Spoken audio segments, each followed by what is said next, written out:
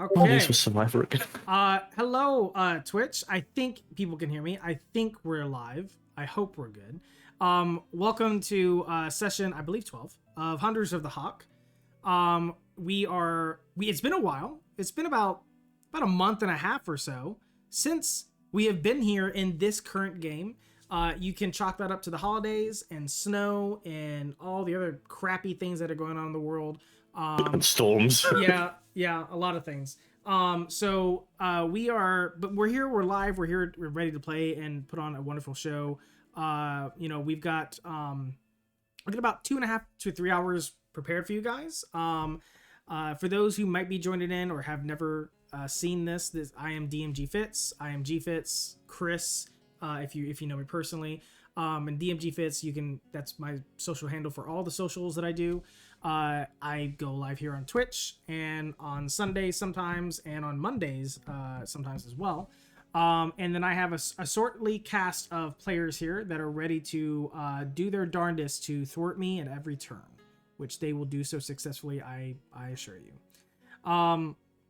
So, without further ado, why don't we get into a recap for the audience, and we'll begin.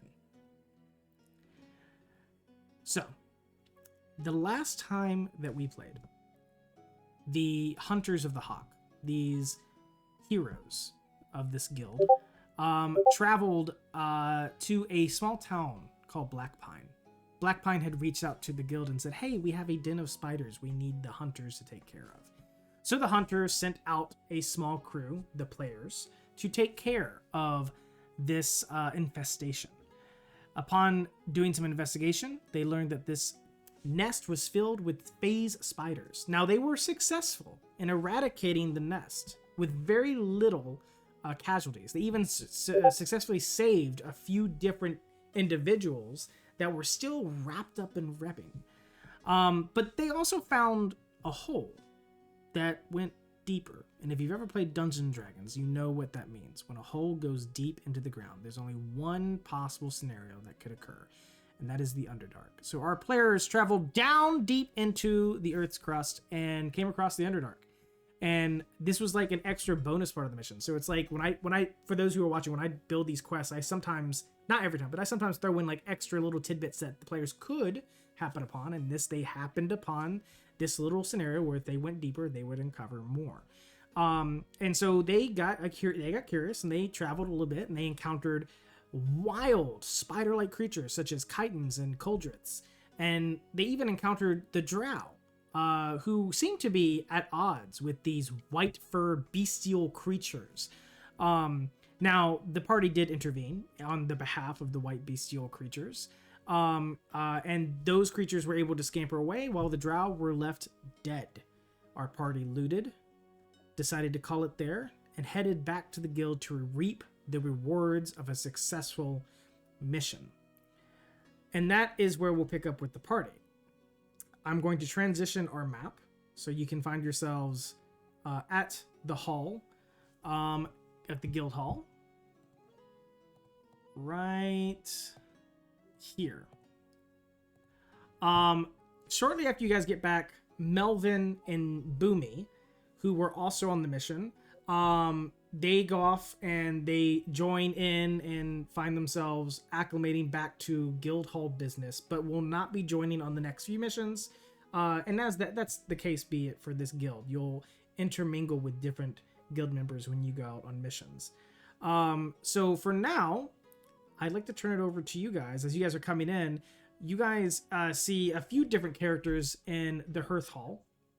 And with that, this big giant wooden area, open area, almost like a small little tavern connected on the first floor to the rest of the guild hall. Assortment of wooden tables and a big giant hearth that's open on both sides with a fire that's kind of roaring with a big black dragon head overlooking down on the tavern-like area. Amongst the people you see in here, amongst the crowd, which is it looks like to be random people here and there, but some people you do know, at least by first name, and that is Nim and Asterix off to the left. And you've learned a little bit about them. You also find Macron, who you guys saved in your very first mission before becoming hunters of the Hawk. He is the guy. He's the druid that you guys saved from the axe beaks in that very first. Well, I guess it would have been third or fourth session. I think. The guy we taunted with the eggs. Yeah. And then you also see within this area, Sybin, the person who recruited. I'll use that in quotes. Recruited you guys. More like he was the first guild member you experienced who put you into the first trial to become a hunter. Sitting at a table with a small cat-like creature that is very colorful and very curious. What would you guys like to do? I'm just gonna sort of looks inside of his hood. Hey, fine, you can go and play. First player just jumps out and starts running around. Zoomies mode, just little tiny dragons bouncing all over the place.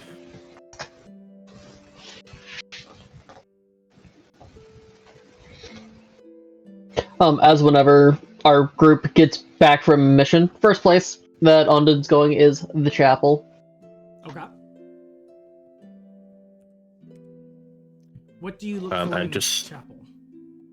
Oh, just general prayers for. Oh, I see. Okay. For dad and sister, the other hunters of the Hawk. Obviously, makes sense. Okay.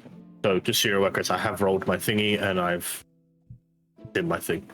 Oh, yes, I will check on that very soon. Yep. I forgot to look on something, so I'm just very quickly trying to find what I rolled for the Ring of Salving. I know I wanted it. Which reminds me now that we would have annotated the price of that, I think, if you rolled for it. Oh, I don't see it anywhere. Then did I not? If you bought it, then it might be in y'all's. If you go to players, there's a section called Player Items and Relics, Ring of Salving. No, I found it in the tier 2. I just okay. Yeah, didn't see a bought it price, yet. so it okay, sweet. I didn't even roll. Gotta roll for it. I doubt I'll be able to buy it, but so you're gonna roll for it? yes. Okay. Ooh. So, with my week's worth of downtime, I have just hit a very interesting milestone with my favor number. Well, so hold off on spending favor or downtime. We're gonna do downtime in a second. I want to make sure we're not too distracted. Okay. So, so why don't we do the keep I will everything kind of? I will revert the number for now. Yeah, you're fine. Keep everything flowing. Let's just push into, since no one's role playing just yet, buying of things. Other than Gabs, does anyone want to buy anything? Since Possibly, I knew I wanted, it's a I favor rolled thing. it quick. I got an 11, so I'm not buying it yet. That means the price is 5,500. 5,500 gold. Got it. All right. Hey, that's a pretty decent item. What does it even do? Decent item. It is. So, It's in the tier 2. yeah, It's just really funny. For those watching, Gabs here is trying to buy the Ring of Salving, which is a rare item. So the price the price is kind of up there. And the way I do prices in my game, for those who are watching, is I just, instead of trying to come up with numbers, I let the players roll, and based on their roll, will determine the price. Keeps it very simple and efficient. That's my best advice to any DM out there who wants to keep things going. And it's also very just streamlined. It's for everything. So the Ring of Salving, it restores an additional 2 HP every time you heal someone else. So that's pretty fucking good. Yeah. Okay. So we get a price on that. There is a possibility I might be, but it would be a favor thing rather than a money thing, so I don't need to roll for it. Okay. And I'm currently just looking at the jobs because that's all Kaz is going to do. He's going to walk in. He's just going to be like, okay, fine, you can go play. The sparrow runs off and starts bolting around. He just wanders over to the job board and just standing there staring at it. Yeah, Vespera went as they were like traversing throughout the main area. There's a moment where Sybin looks at Vespera kind of like annoyingly and whispers down to like this feline entity in front of it. It seems like the feline entity at first was startled, but Siben's voice, whatever he said, has soothed it. As he begins to light a pipe, and just begin to appreciate the time he has in this moment. Like it doesn't seem like he's doing anything particular. He does make sense of you guys coming in and seeing you guys have been gone for a while. He rightly assumes you guys have just completed a job. I just look back in the direction of just hearing the pitter patter of her feet. Just, remember, no jumping on strangers. And then I just go back to staring at the job book, which is my excuse to now read the jobs. Okay, I don't remember much. Have we spoken to Macron before? Yes. So Macron is an NPC you guys encountered before joining the Hunters. So when you guys were told, hey, find the guild, and if you can find the guild, you can become a hunter. So in that journey through the forest, you found Macron being attacked by Axebeaks. He's a druid, like very young druid. He's not very high in the ranks of the guild, I don't think either. So and he has a pet mimic that he loses a lot within the guild. Okay.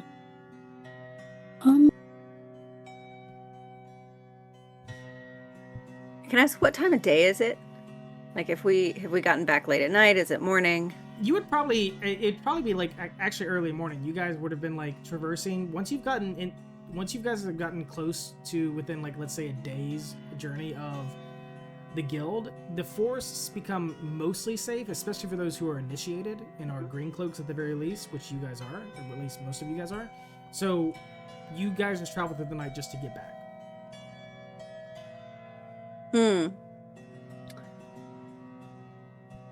So if she's awake, if we've traveled through the night and we've been up all night, maybe tired. But I do think Hazel's first thing is like, okay, what do we have to turn in? What do we have to do? Who do I have to report to? And so I think she'll just turn and be like, who do we?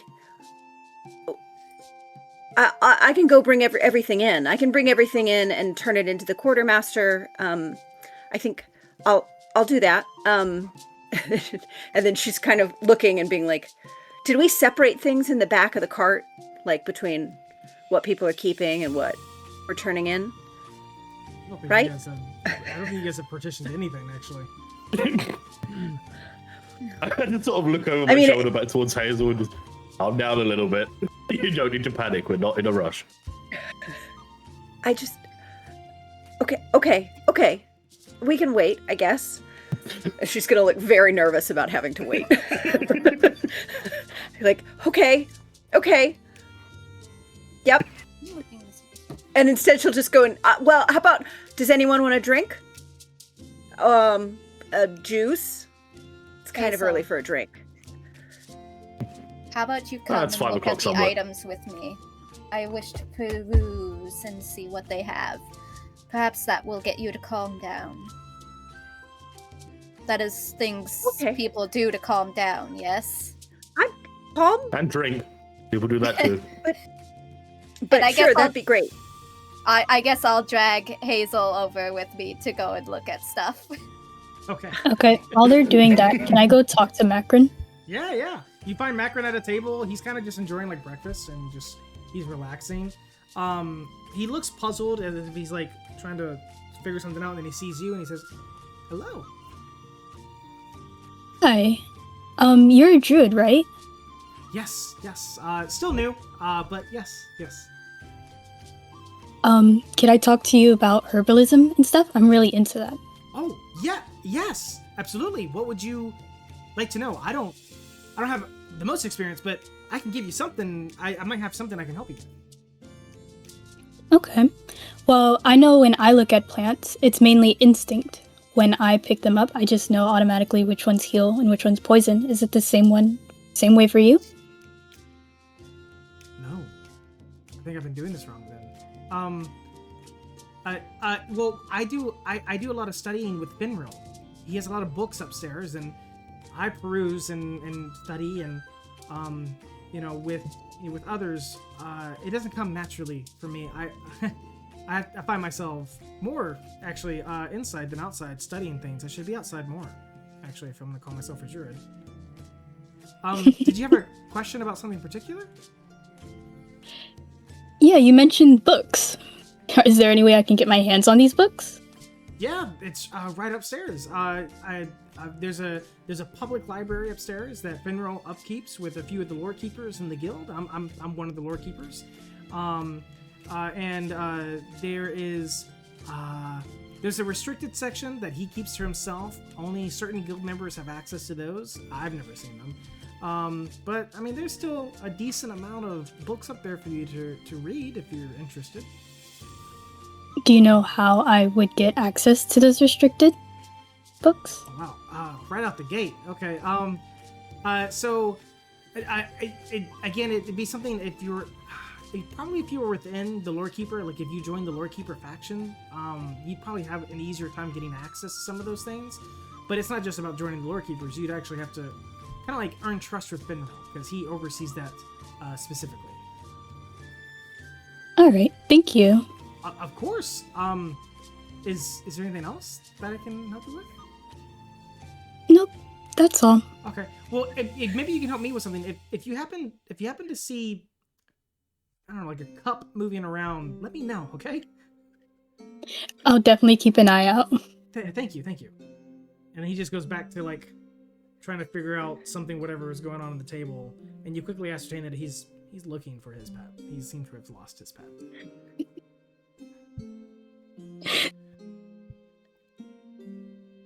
I'm sorry. I'm just thinking of someone going to get a drink.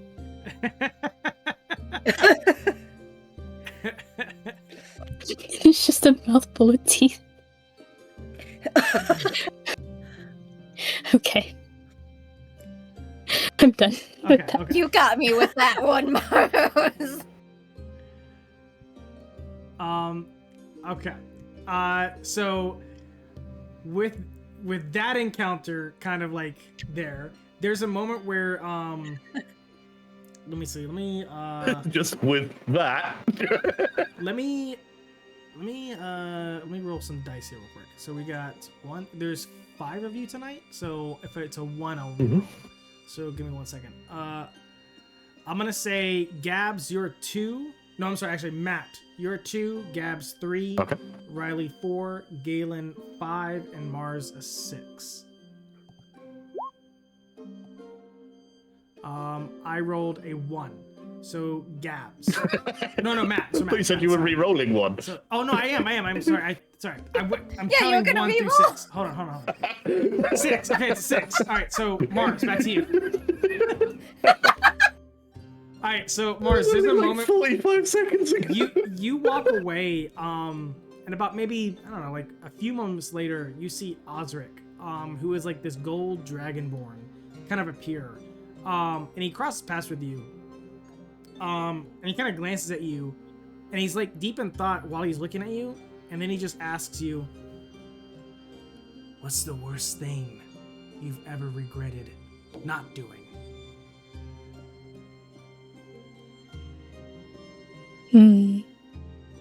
Maros would probably look at him confused, and then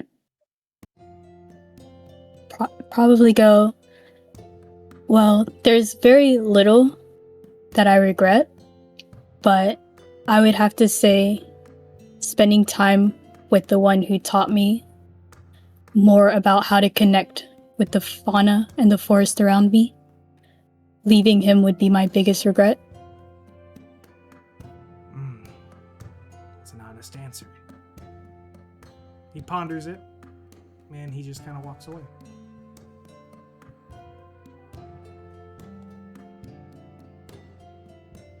Oh. Matt just asked a deeply personal question. Oh, bye. Okay. It's like walking up to someone saying, "What color's your underwear?" I'll say that those in the area is so actually, Kaz, you're the only one else in the area that may notice this. As you see Osric and Maros kind of engage with one another, it's very quick. But you see the subtle gestures. You see Osric walk off. It's an okay encounter, nothing untoward. But when he walks off, the two people right in front of you, Nim and Asterix, kind of like put their heads together, begin to whisper, and they were definitely regarding that encounter. They're not snickering, but they definitely were whispering. Go ahead and roll perception to see what you may have heard. Ooh. I nearly knocked my dice tray off my desk, so that's probably a bad idea. I'm gonna use that one. Yes, the spirits have spoken. Don't use that one. 14. 14. You make out a little bit of what they're saying. Basically, it sounds like Nim says, "Oh, hey, look, Osric, he's taking interest," and Asterix says, "No, he's not taking interest. He's just putting feelers out there." And when he walks away, Nim says, "Okay, maybe you're right. Maybe he's not taking interest." But that's about the gist. There's more to it, but those are the loudest parts of the conversation you may hear. Above table, please don't take interest. That was a very scary interaction.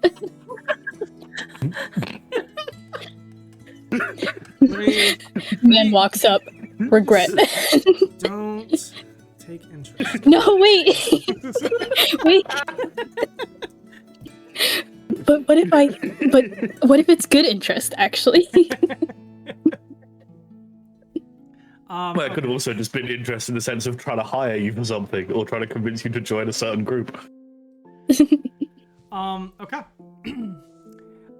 So Gabs and What was that? Who said what? Do I recognize the two people next to me by would I know their names? You've spent at this point you guys have spent roughly, if I'm not mistaken, about 3 weeks to a month's time within the guild, not on a job, because you guys have done downtime and spent time there. So about a month, give or take. So you guys have gotten familiar with most of the people. If you haven't had a one-on-one conversation, you at least know their names and you know a little bit about them. Yeah. Am I right in assuming that that's the Nim that's got the job posting? Yes. Okay. I'm just sort of gonna put a finger on the posting and look back towards him. This you? He turns around and he says, "Yeah, that's me. You interested?" I mean, I'll have to run it by the rest of my group, but I am personally. Hey, Just have to check with everyone else first. Listen, if you got any people that are squeamish, don't worry about it. We're looking for those who are throat, who want to put these individuals into the ground. They deserve it. I pull out one of the tattoos. See, you're the type of person we would be interested in. Let's just, when you run it by the rest of your group, try to, again, we want people like you. So if they're squeamish, if they're not into it, maybe leave them here. Okay. I'll have a chat with everyone. I'll let you know when. Because we're not in the business of being merciful to those poachers. They deserve everything that's coming to them. I agree entirely. At which point, as we're talking about poachers, Prospera comes bolting across the room, runs up my leg, spirals around my torso, and just sits on my shoulder, staring at him like, "Poachers." Oh. That yours? Yeah, sorry, she's not a big fan of that kind of person either. Asterix is over the moon. She's like, "Oh, where did you find this one?" Made a promise not to say where. Oh, okay. I may have promised their mother that I wouldn't tell anyone where I found them. Well, I am not the one to make someone break a promise. Just promise me that you will let me play with them every now and then. He just sort of looks up towards my parents and is like, "Well, it's up to you." Just jumps off my shoulder. Just jumps to on the floor in front of Asterix and just stares up. Well, I guess that's your answer. Alright. Give me 1 second, guys. I'm gonna there's a technical thing I want to take place. If you guys want to discuss something, give me 1 second. I'm just touching up something technical. I keep flashbanging myself every time I open the tracker. Going from the dark Roll20 screen to a bright white tracker screen, I'm just flashbanging myself every time I open it. Oh, why does... I guess we could talk about the quest if you guys want. I am personally interested in the death by the campfire one. Yeah, really I would have like wandered over and grabbed the rest of the group and sort of basically explained what all of it was. Like, you remember those guys with the tattoo, these tattoos, and he just pulls one out. Yes, the tattoos that yourself and yes, the skin. Yeah. You mean the it ones- seems that- Hazel, I apologize. You have not seen these tattoos yet, I don't believe. Oh no, I've seen No, them. Hazel Yeah, was she- there. yeah. No, wait, no, we got They- Hazel with them. That's right. I was about Never to mind. say. Yeah, you mean the ones who people kept that me in a stole you. cage? Yeah, I'm down with going after them. Yeah, you mean the first experience she had where I wore one of their faces while he was carving off their tattoos? Yeah, That's it was right. You it also was- did do that. Yeah. it was a traumatic day for many reasons. Keep that face by any How chance are that might you come in not- handy. How did you not run away screaming? To Everybody be fair, temple and meditate soon. I mean, it did help that the guy who put on the face masks, rescued me. I think that okay, different strokes for different folks, right? Well, yeah, so Absolutely. the idea is that we're going to go and effectively ambush them at their camp at night. The one thing I was given as a reference from the person who posted it is if we have anyone that is squeamish about killing them, they should not come with us. We killed a whole bunch. Oh, I know we Already, did. But he's saying if I any don't other think- member of the group is also squeamish. I think Undead is going to look at Seer, considering she has consistently said, let's spare them whenever we have captured them. I said let's spare 2 people. I spared I spared one, but I frightened him for life. I scared the shit out of him. And then the other one we took in and he was I healed for information. Yeah. I've only No. spared 2, and one was for information and the other one I just scared to death. Yeah, there is only... We will you- only be sparing one, if at all, and that is purely to get information, at which point they will not be spared afterwards. We were specifically told never to bring one back for interrogation purposes too. Oh, so. I wasn't planning to bring them back here for interrogation. No, I was planning we've on doing learned it that out there. lesson. Never bring them back. Got it? Listen, I was traumatized by Simon being disappointed in us. He's been nothing but kind of grumpy to us. But for some reason, I adore him. I would die for him. I was so sad at him being disappointed in us. Give me 1 second. My wife also just texted me. I had to cut the TikTok live off because the audio wasn't working, so I'm not even gonna pay more attention to that. I'd rather get back to the game. But my wife texted me, so Okay. I'll be right back. Continue what you're doing. No Okay. problem. So I need to real quick just have a quick look through the D&D Beyond list of rare magic items, Right, because I'm kind of considering doing my if I weekly downtime puts me at 20 favor. Well, that, and if you want something from a different tier, because I think you can only get tier 1 stuff. So if you want Well, something from a the- different tier, I have gotten up to tier 3. Yeah. Are we only Fable doing ones one downtime? Specifically. Yes, this time. We've only Yeah, got time 1 for one. week, Okay. right? Yes, it was only 1 week. Okay, no, I only have access to tier 2. Yeah, because I'm not buying one that the quartermaster has. So the way that Okay. he explained it when I asked him about it for the one that you spend with favor, if it's not in the list, it just takes them some time to procure it. I gotta ask how long our mission was, because I get a stipend, so I have more money than I thought I did. Check the calendar. Oh, wait. Yeah, wait. When? But I didn't write when we started it. That might have been helpful. It might have been. So we're on Pale Sun 11. I should write that down. Pale Sun 11. Meow. I always forget that we. Yes. No, so I said that, but he keeps on wanting to lay down in my mini dice tray. Well, then just get a second one for them to lay in. He does not fit at all, but he wants to sit.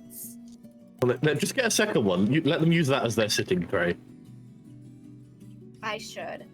Well, I think part of the reason why it's kind of funny that he keeps on sitting in it is it says clickety clackety, I roll to attackety, and it's a cat holding a dice It's a cat, tray. yeah. Well, even the dice tray is a cat. Oh. It's a cat. It's I kind am of funny that he keeps on. I am expecting a Discord message in a moment. Someone asking me, where did you get that? Where did I get it from? I think I got it off of Amazon. Yeah, I've seen them. No. Oh wait, no. I think that this one might have actually no. Oh, I think it was found actually it on Etsy. Amazon. I think it I was have actually found one on Etsy. Amazon that does the same. That is the same and is the same color. It probably was Amazon. I buy so many things from Etsy and Amazon, I can never keep it straight anymore. Which I got from where? Yeah. Let me look. Where was this clickety clackety I roll to attack me? I'll be able to see. Big if it old was doggo. Etsy. Nope, that's more stickers because I buy so many stickers off of. Truly, what we need Oh, during yeah, the idle I time is Big Dog. I forgot. I knew bought it. my How did mom I- a funny shirt. I know you can hear me. Damn it. Okay, yeah, no, it was definitely on Amazon. Oh my god, this cat looks like a gremlin. I knew that question was going to be asked. Just knew it. It's just the angle and the light up eyes. Wait, Okay. this is I have to it's a step dog. away. This is a But I'll dog. be right Big old doggo. Yeah, that's a dog. Oh wow. Okay. Yeah, because the angle, I'm just like, what? It's an animal. It's flute. This is why Hazel is still learning how to be a hunter. It's just like cat, dog. I don't know. It's an animal of some kind. We're That's supposed an to animal. protect them, Gremlin? That's all that matters. Yeah. I used to keep track of the days. Where was the last time I kept track of a day?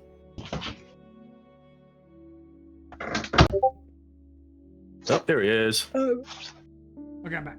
but looks like we Sorry, need Artemis to, had just been whining at the door, so. Never mind, I can't.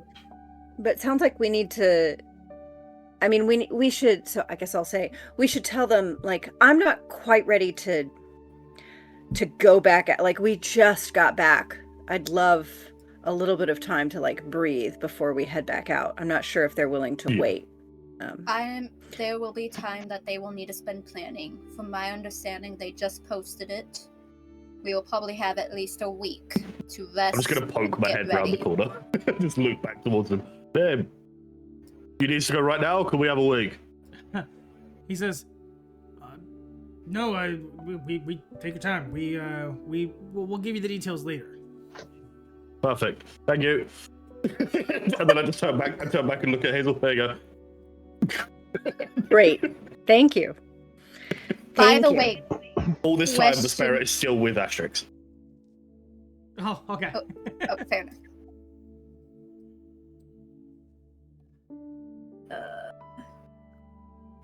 Gabs, you had your question. Oh yeah, sorry, I got distracted. I was writing down a note quick. I forgot to keep track of how many of the days. How long were we on the mission for? How many weeks? That's a good question. Going to the calendar, I think you guys are only on the mission for about a week and a half, if I'm not mistaken. I will take it. That might be pushing it, honestly, because I don't think it was even that long. That's fine. I just wanted to know if I got my stipend. Oh, your Yeah, stipend? I believe it was Or about stipend. 3 days to get there, Stipend. if I remember correctly. Listen, I say words funny. Leave me alone. It's great. If I remember correctly, I It's a think it was good about 3 days smash-up. worth of travel to get there. Okay, So yeah. it would be about 3 to get back, plus the time we were there. Well, So I think you guys also long rested there as well. So yes. let's just call it an even week. We'll just call it an even week. Okay. And then that'll put us on the current date of the 14th of High Sun. Okay. Which is a Oh wait, Wednesday. so on the 14th of High Sun. Yeah. I've just realized I'd said to myself, I'm going to have a look through this thing, and then just completely forgot to have a look through it because I was too busy chatting shit. Okay. So I could send it. Did anyone? Okay. They're an Varus uncommon says she item. walked away. Got it. Okay. Ooh. Understood. Can I Go ahead. check with the quartermaster about how to procure a specific uncommon item? I got the last part. What was the first part? I want to go and speak to the quartermaster and see how much it would cost to get a specific item Okay. if they don't have it, which I don't see in the list. Yeah. What is it you're looking for? Goggles of night. Goggles of Night. What's their rare? The man's tired of being blind. Uncommon. Yeah. So if it's uncommon, it'd be 2d6 times 100. Because Boomy was currently in the process of making some for the group. Now Boomy's gone. Yeah, So Kaz, you don't want to trust Ondon to describe to you what's in a dark space anymore? no, I want to be able to see what I'm shooting at. That is fair. I don't want to have to use fire arrows as flares just to see where I'm aiming. I'm gonna pick Is that back up from 2d6, the. yeah? Do you want me to roll in Discord or physically? You can roll physically. That's fine. Okay. That's a I'm 5 gonna- total. You said how much? That's a 5. So it would be 500 gold. Okay. Am I the only blind one? I'm not the only blind one, am I? I believe there was someone else. I believe most of the party is effectively blind whenever, because I know that Mars can see, I can see. I can Hazel, see. can you? Yeah. So I think with who we've lost, in that case, Seer is the only other one that cannot see.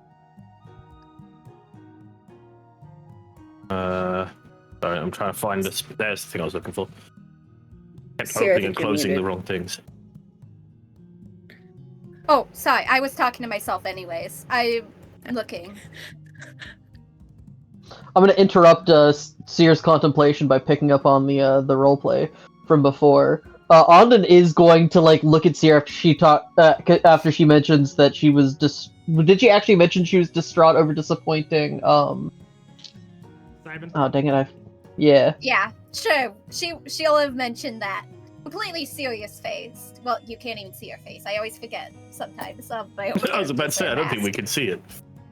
But sounding completely serious, I was very disappointed that we disappointed Simon. Are you not used to disappointing people in your life, Seer? Who did I have to disappoint?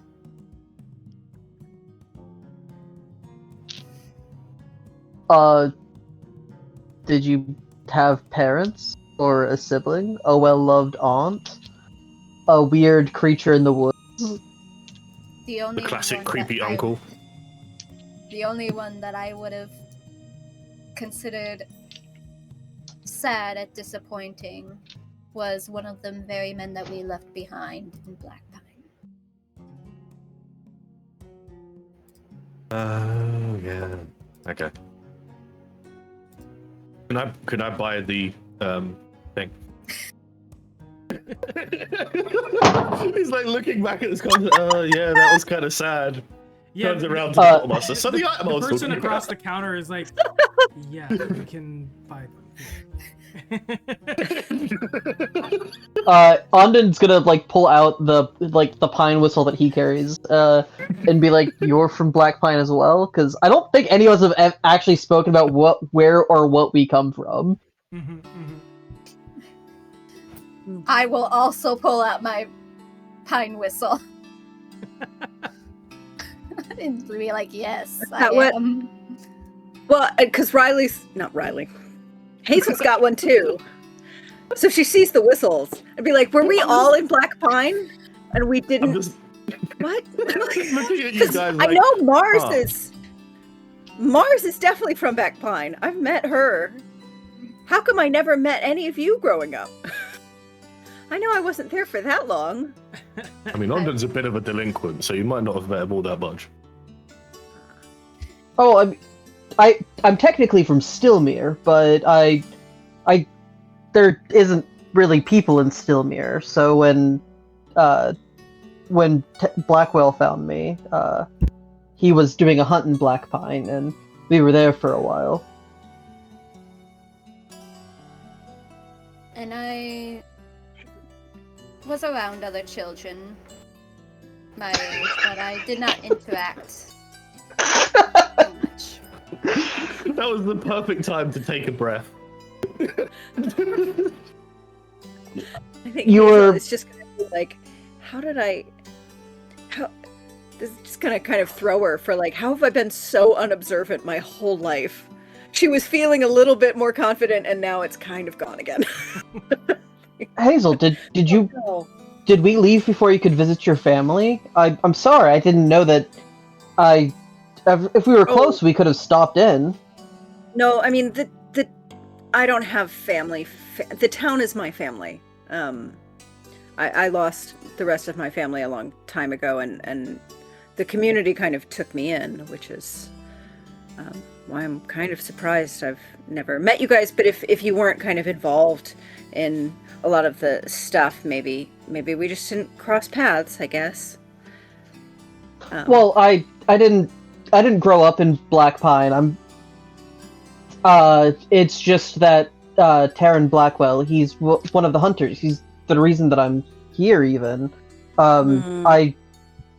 He was doing research there for a while, and he found me at the lake, and so I spent a time period there. But it's perfectly reasonable that you didn't notice me. I didn't speak with the other children. I was mainly setting traps. Okay.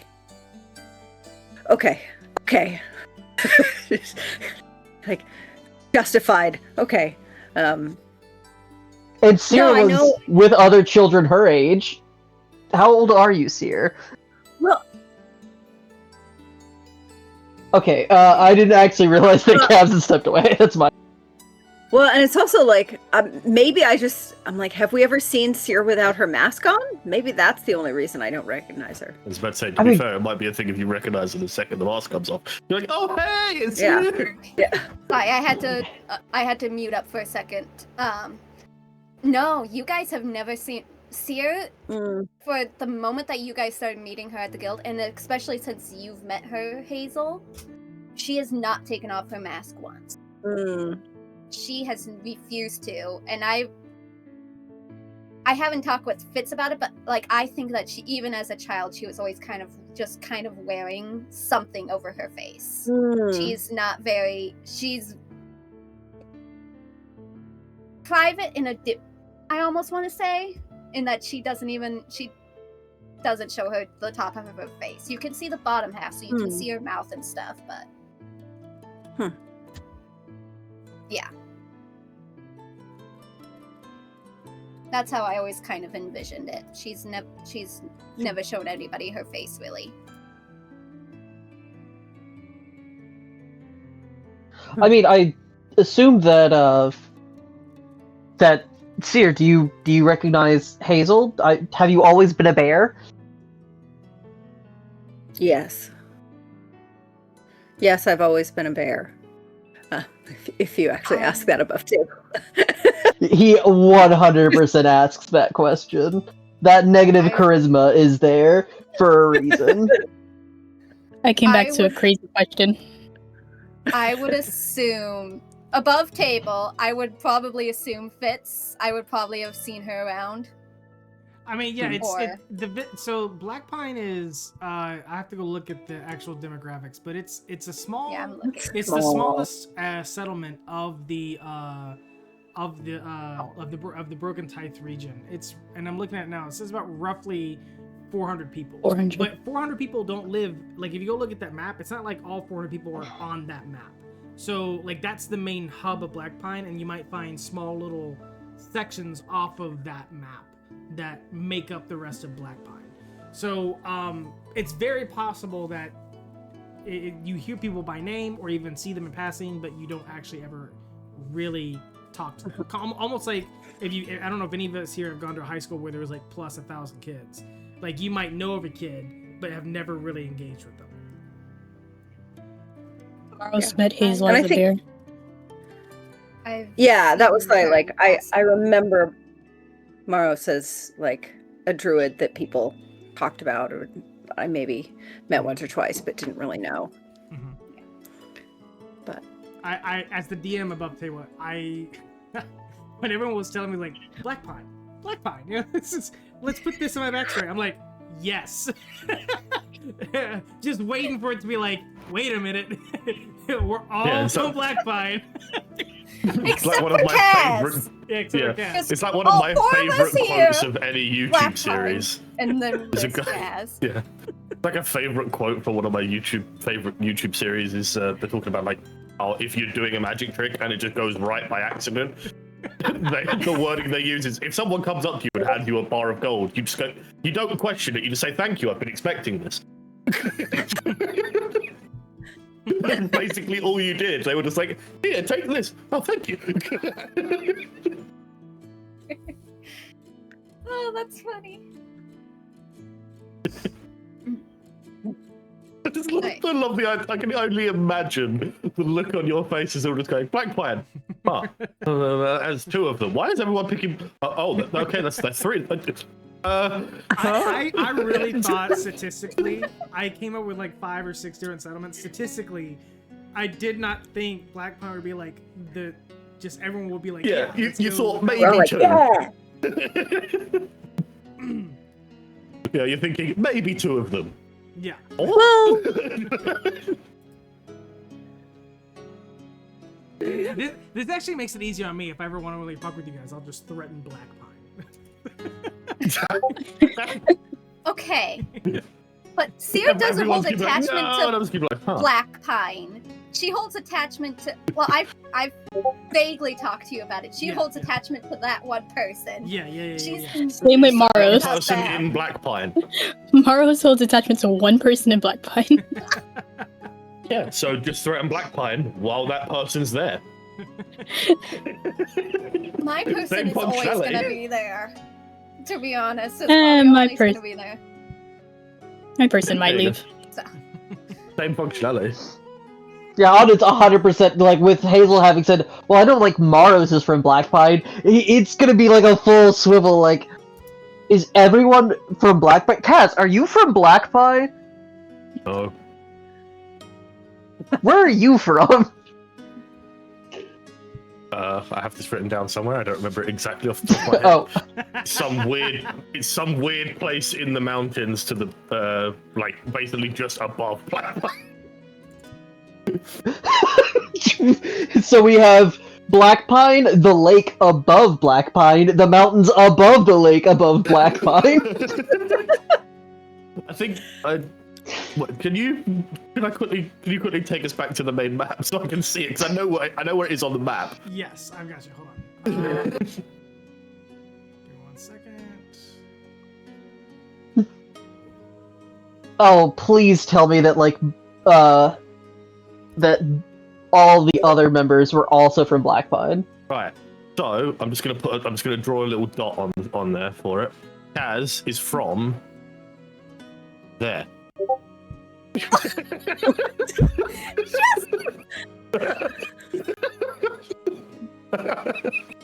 And Onden is from here. So yeah, so none of us very familiar with the South. Sounds like. So to put it in perspective, we are all from that radius. yep. Look at the size of the map. That's where all of us live. We haven't even gone further south. No, the furthest south we've gone is where we are now.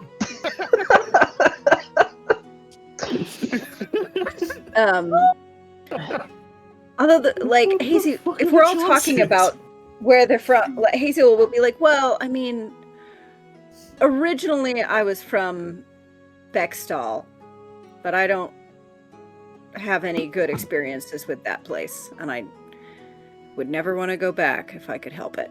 So, Maros was is it also dry? Bextall. yeah, I know. That's a point I've just yeah, noticed. we that, also did that. Fitz, can you take us to the Roll20 screen on screen? Yeah, because Oh, none of the Twitch audience could see the. Yeah, I apologize. Oh yeah. I had it in role-playing mode. No. I apologize. There we go. No. So You're to good. clarify, the little blue dot is where Kaz is from. The orange dot is where Ronden's from, and the city just here where the arrow's pointing is where the rest of them are from. So we all live within this red radius, and we've never been further than that in any other direction. Except for the fact that Hazel and Maros both Except they're from Bextall, Except for they're both from there. Yeah, we we're live both there. from there. But then they moved and all the apparently way up. hated it. Yeah, how crazy Did, that how crazy they like they're gonna come from a different place to go to Black Plain. And they both still Andon the same is place. 100% asking, "Oh, did you move together?" It was, and when Hazel talks about how she hated Bexley, he's gonna be he did ask, "Oh, was it dry?" Because no context. Was it dry? Oh, oh, River place? oh. I mean, It was normal. It wasn't. It was a town. The people were what made it bad, not the oh my environment. god. I've just read back in my backstory as well. Oh no. I'm just gonna Where are you copy from? and paste. I'm just gonna copy and paste this one sentence. I forgot about this part.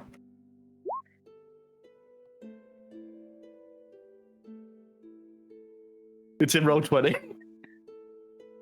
I was looking for it. Oh my god. Eventually, I'm gonna get you guys to the east. I'm eventually get you guys to the east. For the audience, apparently, Kaz also was a mountain guide just outside of Bextall. So all of our remaining players are from the same geographic area and have never experienced anywhere that the others have not, and Maros still probably- did not know each other. Maros DM definitely built didn't this- meet Keep. Huge, beautiful world, and we're like, no, we're from two places. Yeah. In only these two places. Yeah. In fact, the rest Between of the places five don't of us, we exist, guys. picked 2 places. No. We know 2 places and the river. Yeah. Yeah, the river. Listen, I know a lake. That's I've probably been fishing at that lake at some Yeah, point. let me just go ahead and zoom out for Twitch. Let me zoom out and let just so we're clear where these players are at. They are there. That's where they're at. That's and then like this one small little settlement down here. Yeah, the 2 locations we've decided we're from are the red circle and the blue circle below it. That's where, between 5 of us, we're from those places.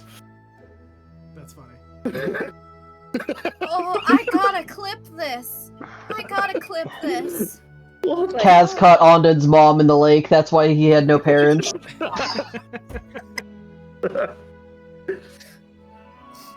We probably threw it back because I can't eat that.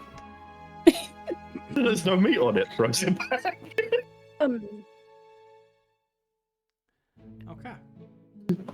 What the Alright. hell are the where were chances Oh, of wait. The that? poachers. That explains why Hazel's so shy. Wait, what? Bextall. What explains? I was why like, I'm oh, that so- Bextall's all quiet, and then Bextall's all like quiet, and I was like, that explains why Hazel's all. Guys, I think. Well, no, it's more like Bextell's super religious, and I, if you may have noticed, look like a bear, and they didn't particularly think that was cool. They weren't very cool with that. They weren't also very cool with me having magic, so it wasn't a great time. On a But lighter note, who wants Black sandwiches? Pine was great. Yeah. Me, I would like a sandwich. I just ate a sandwich. Also, I don't know if you've checked yet, Chris, but my downtime thingy will actually come into play with what we're doing for once. Oh, that's good. Because our mission is a tier 2, so but not for long. yeah, let me take a look at it. Because I think people have been telling me about downtime stuff. Hold on, we'll take a look. I'm doing the same one I've done pretty much every time, so... But you're successful this time, is what I see. Yes. That's good. Yeah, I failed once, and it was awful. That is definitely the one you don't want to Question fail. for you, Matt. Yeah. It was Goggles of Night. what? Goggles of Night, because I would also Yes. like to buy that. Yeah, they were 500 gold. Oh, Chris, where do you want me to put down what I did for downtime? So you have your character has a channel within the server. You can go look at some of the other channels, like Kaz's, and see what he did for his downtime. He has a thread. Just do the same thing. You're gonna use the Avray bot to roll a d20, adding whatever it is you need to add, and that'll let me know what it is you're doing. And that's just the way to. Everyone will do that for the most part. Especially I've also built it so that way if we're coming into a session, if we get back into the routine of things, you can do this in between sessions, so we don't have to take too much time of our session doing downtime, and we can keep going and pushing on. I just wasn't aware we'd got back to the guild and were doing downtime yet, because I left early last session. Yeah, no, that's fair. That's fair. And plus, it's been like a month, so it's no big deal. I may also be dumb because I do not see a channel for what's it named? Ondon. You don't see It should your. be I on mean, in your own channel of the Hunters of the Hawk campaign, yeah, they're in your own channel. there's a threads thread. option. No, I know how to get to. There should be a thread part in there that Chris Well, made. I don't have a channel named Ondon listed Oh. under Hunters of the Hawk campaign. Oh, that's weird. You have one. I can see it. Yeah, I Yeah, mean, so you might I'm have looking to go at it. double check. I just the, typed in it. Yeah. Maybe tag. It is in Dice and Destiny, right? Yes, someone try to Mhm. tag him. Yep. Yeah. Work with me here. Thank you. I saw someone did It wasn't. It says it's not on my channel list. Oh. Oh. Yeah, you might have Oh. to just go add it. I had to do that for mine, I think. I now have it. Oh, okay. There you go. I'm So glad we now if you figured go that into the threads there, Okay. But just let you know, Fitz, I did purchase Goggles of Night, Okay. so as Okay. well. so now we both have them because I was getting sick of not being able to see what I'm shooting at. That's perfect. Just make sure it's on y'all's character sheets, and then I'll update your tokens. How much dark vision do you have now? 60 feet. I think it's 60 feet. Okay. before we get into downtime, because I wear a mask, goggles won't work well. Could I ask the quartermaster? I'm sure it'll cost gold. Can I ask the quartermaster to put the goggles, attach like the lenses and stuff that or whatever causes the dark vision to my mask? Yes. It will only cost you 20 extra gold. Yeah. Oh god, that means you guys get to see her without her mask for the first time. Ayo. Unless she just wears a bag over her head. We'll just get you a burlap sack. We'll turn you into the Scarecrow from DC. We'll just put a burlap sack on your head. Cut a little eye hole just the one. Mm-hmm. I'm gonna make a note of that, though. Alright, your Um. tokens have been updated to have dark vision. And then, you know what? I'm going to roll to make this decision because I cannot make this decision on myself. I don't know. There is, and by the way, those who are training, I see you guys have already started doing this, and I love that you guys are invested in this, is to the point where you guys are using the shit because it helps me out. If you're training, annotate that shit in our tracker because you can train even when doing downtime. It's just passive training. Those who are not doing downtime can focus on the training to make it go faster. So just annotate that in the tracker. There's a section in column J for training. So it'll show you that in the drop-down menu. You can choose the thing that you want to train, and then just annotate it somewhere, whether it's in notes or like if you want to put it in your inventory, you can say inventory or whatever. Or actually, column K. Column K will say what it is you're doing. Sorry, I was overlooking column K. And then the date of training will say it always starts in Lunal Wind. So again, this is very crunchy. But Little Win is technically the Monday. So you guys wouldn't start for the next 4 days. You would start on the 18th of High Sun. Your downtime would end on the 24th, and you would go out on your next mission on the 25th. So the 25th is when you'll start your next guild posting. So you got from the 14th to the 24th of downtime. That's your 1 week with a couple extra days in there, just to help you guys keep track.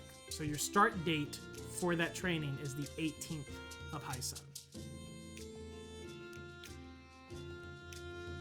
Okay, I can't make this decision, so I'm going to roll for it. Galen, high or low? Hi. Okay, so I am making that decision. I would like to spend favor. Okay, spend in favor. Yes. Woo-woo! I would like to approach the quartermaster and say, so, I've heard of, like, weapons infused with different magics and stuff.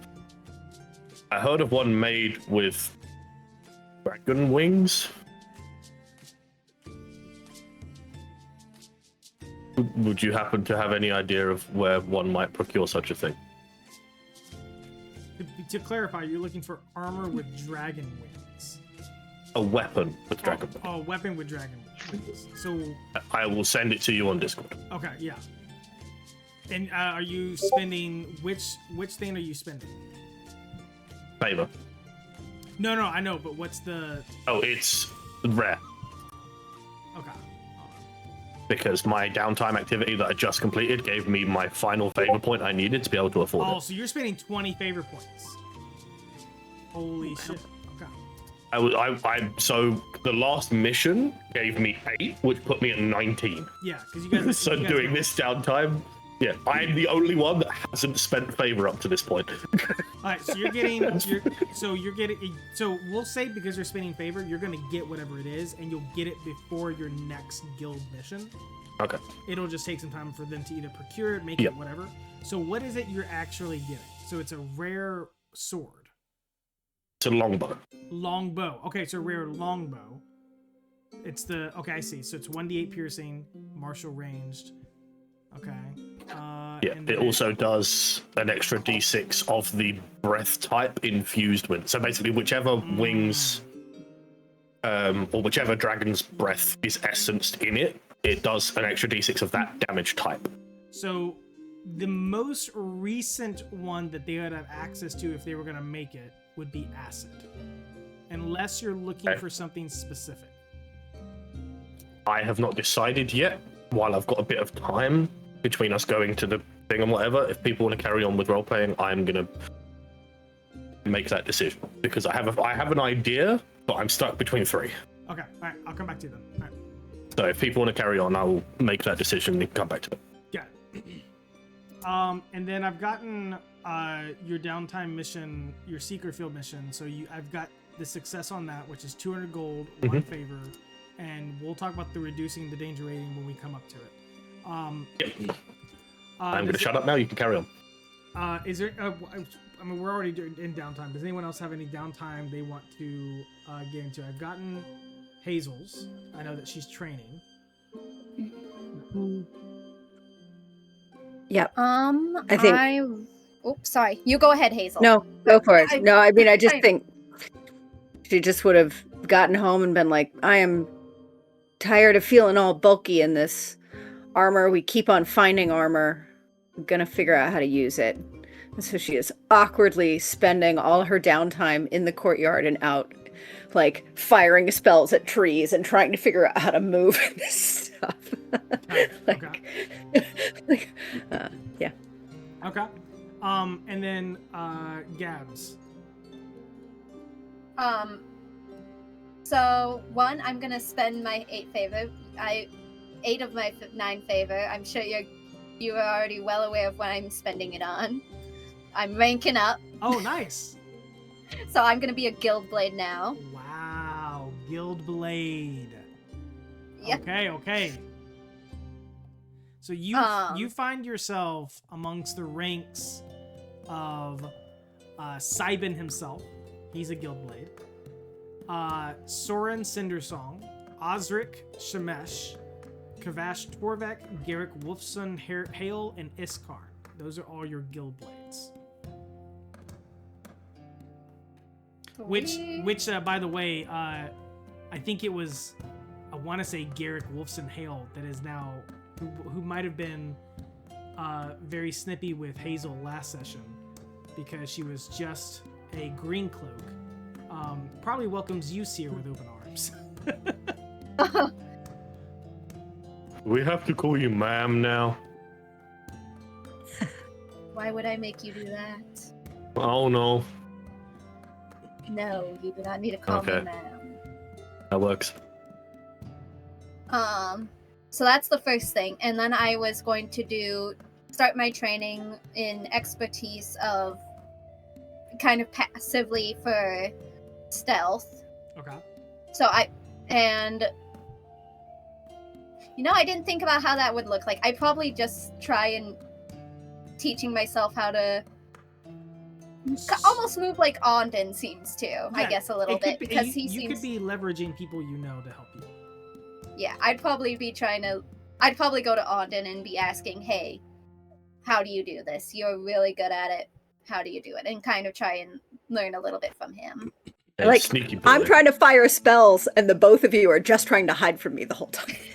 Like, That's your Ondon's training training is for him to do better tracking, so it's legitimately he's teaching her how to hide, then he's hunting her down, while also hiding from Hazel firing spells at him. I'm just watching. Like, no, you're tracking. Look out for that bit. And then for Maros, I got your message. So with your success, you get to choose from the list. I don't have that pulled up anymore. Let me pull that back up.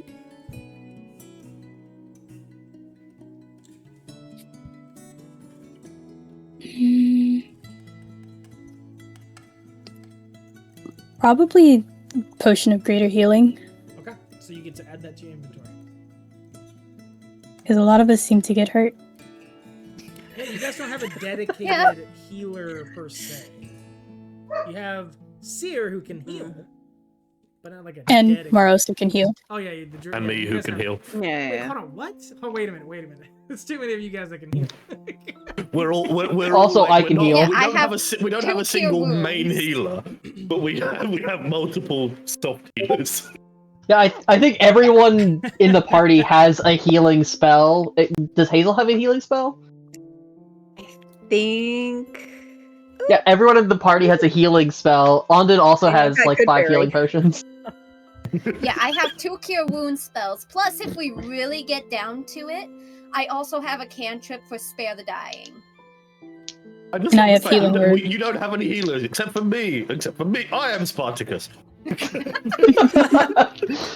It is the revelation. Okay. But then just to quickly finish up my downtime stuff, Yep. I also did a downtime job. I did Mediator of Stone and Salt. I believe I did my Persuasion. Okay. Yes, I did my Persuasion. Rolled it on the guild thing on our own dice bot. Got a 20. Nice. Woo. You guys were really well for your Um, downtime this week. Yeah, so I did natural 20. I did excellent, I guess. Yes. I did. So, So yeah, you get 260 gold. You get advantage on charisma checks until the end of your next mission, and then you get 1 favor. yay! Add that to my 1 favor, so I have 2 favor. Oh, I also ranked up. have none. Oh, thank you, Maros. Maros is ranked up. Now, for those who are for Seer and Maros, you guys don't have to wear your green cloak anymore, or you could tailor it to your specific aesthetic. But you have a little bit more breath walking around the guild. People take notice of you a little bit more than maybe they did before. So put that out there. There's a moment. Actually, before I go any further, is there any more downtime shenanigans we want to get into? I think everyone's done downtime. And everyone's tracked it on. What does Seer's face look like without the mask? Oh, Right, 'Cause- you guys, I forgot to explain it. Because Auden is a stalker. Like, he's practicing survival. He's helping her learn how to hide that mug. It's good Yeah, to I admit suppose. Yeah. So, you've seen her hair before. It's still the black that fades into a brown, and the tips are white. But you can actually see her face now, and she actually has a kind of soft, round face, and her eyes are brown and stuff. And she's not pretty, but she's generally I guess you can say she's pretty. She's like an average pretty. What? She's Like, not a oh. fish. She's not pretty. Compared to humans, I guess. She's pretty for a human, I guess. So she's... And you can tell with the mask off that she's young. Does anyone remember what damage type Vespera was doing? It was lightning, right? The ones that I was giving extra damage to people? It was lightning, wasn't it? Yes. I Okay. believe so. There's your answer, Chris. lightning. Got it. So I was trying to remember which one. They're blue. Vespera wings. is technically silver, Oh. ale-wise, 260. which okay. would be cold. But I can choose the damage type when summoning her. Okay. So the bow itself would be lightning. Perfect. We'll take it. But that's just to keep the damage type consistent. Okay. There is let's see. Taking a look at something.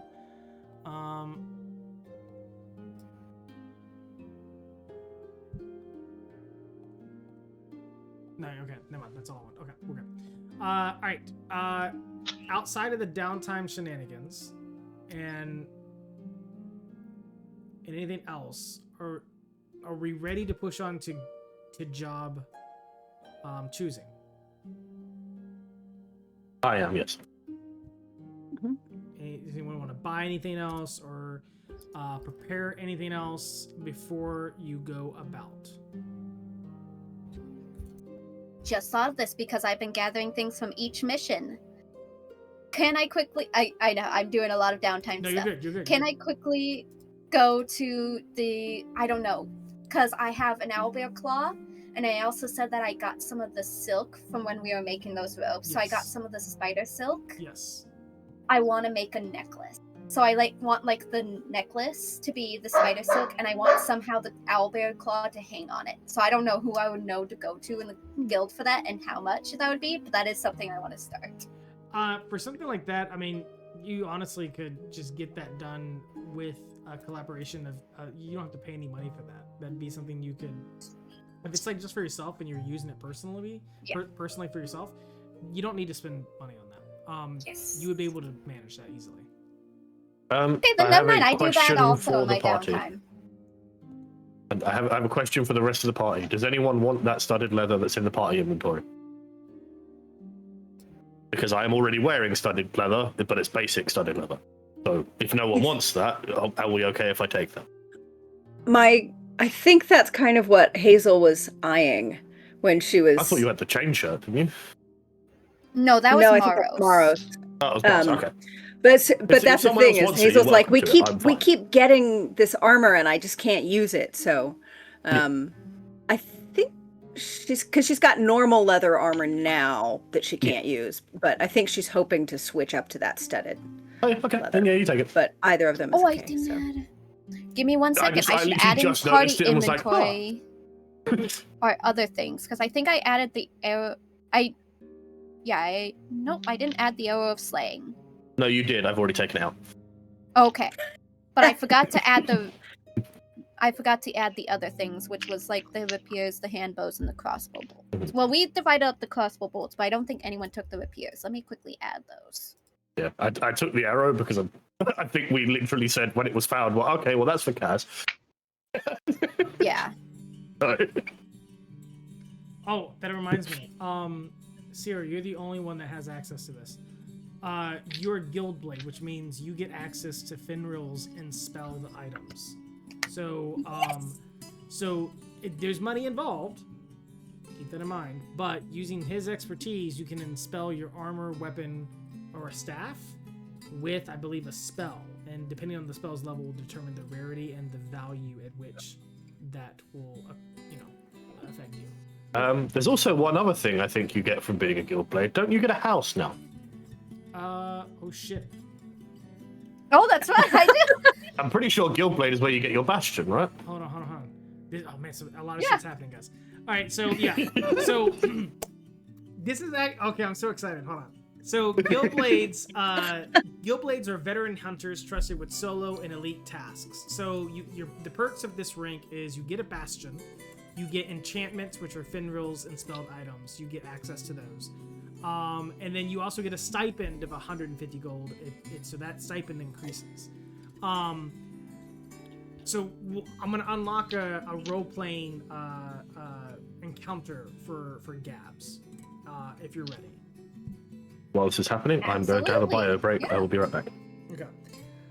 So Gabs, eventually Simon comes up to you. And he says, first, congratulations on reaching the rank of Guildblade. You put a lot of time and effort into the Hauk, and it shows.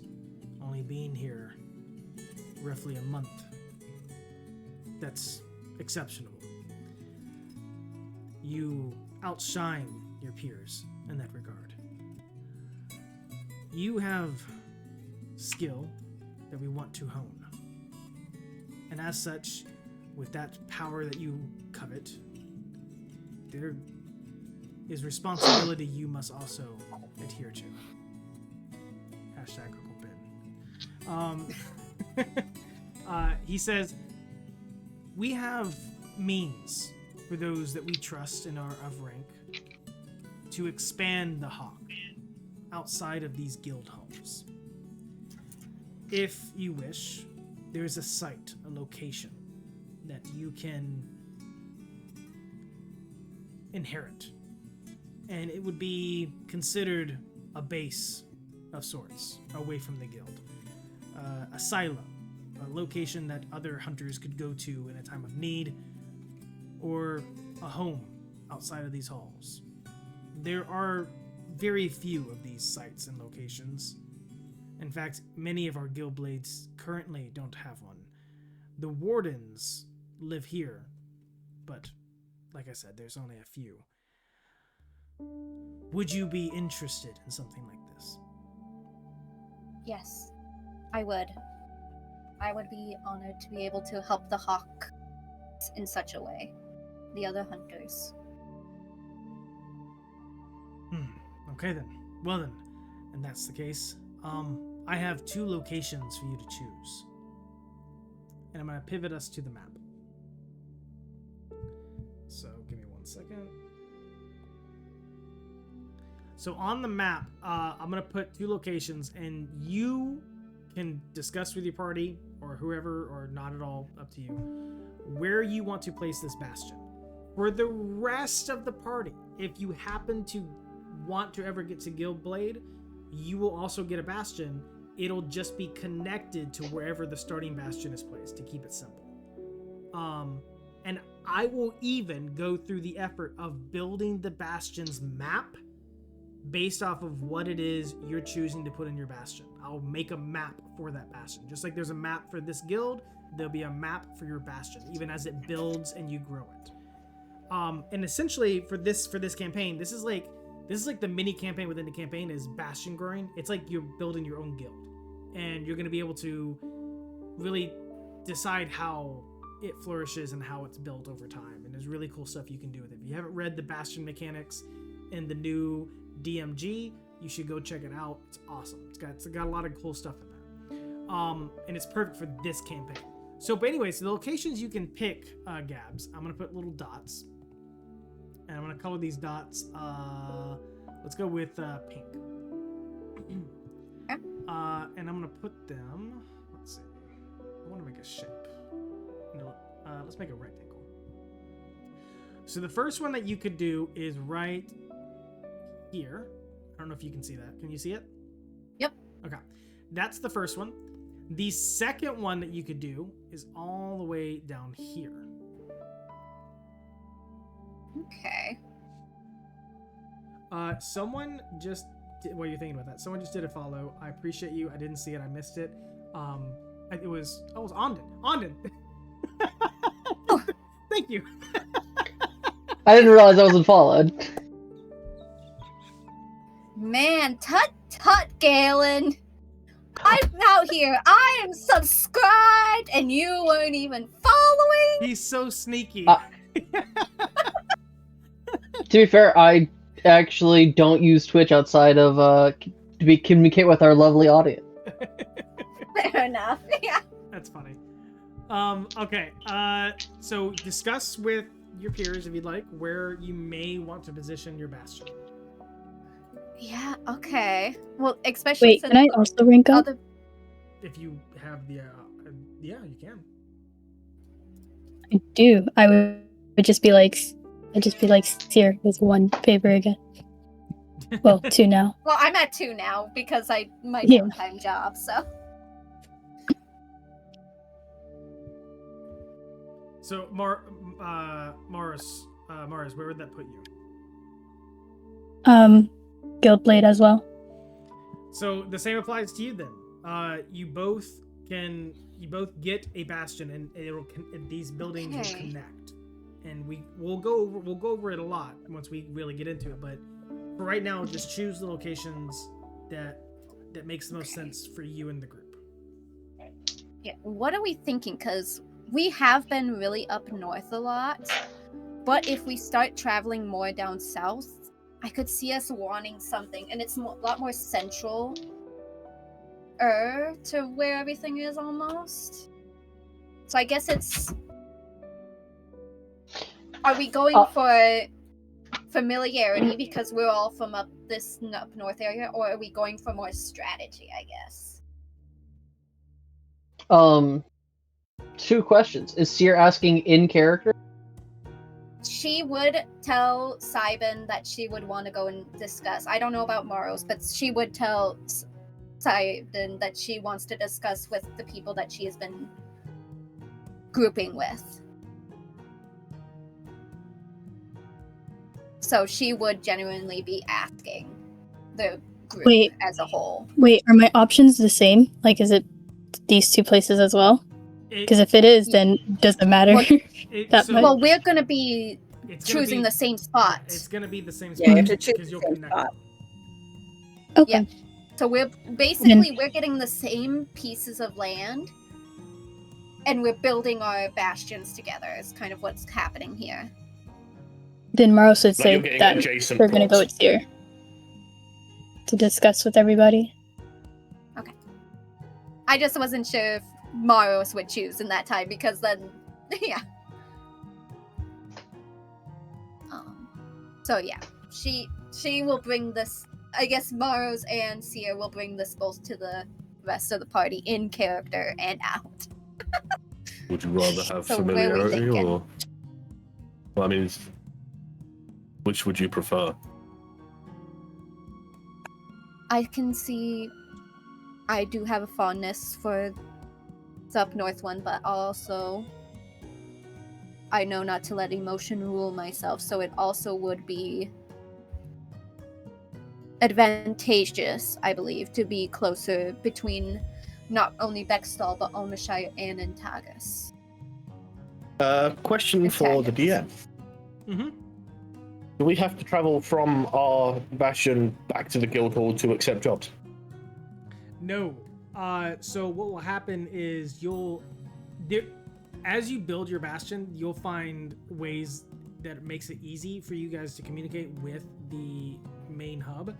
But in terms of just communicating and getting guild postings, they will routinely send out to all the bastions that people have. They send out birds with the guild postings, so you guys get the news and all that stuff regularly, routinely.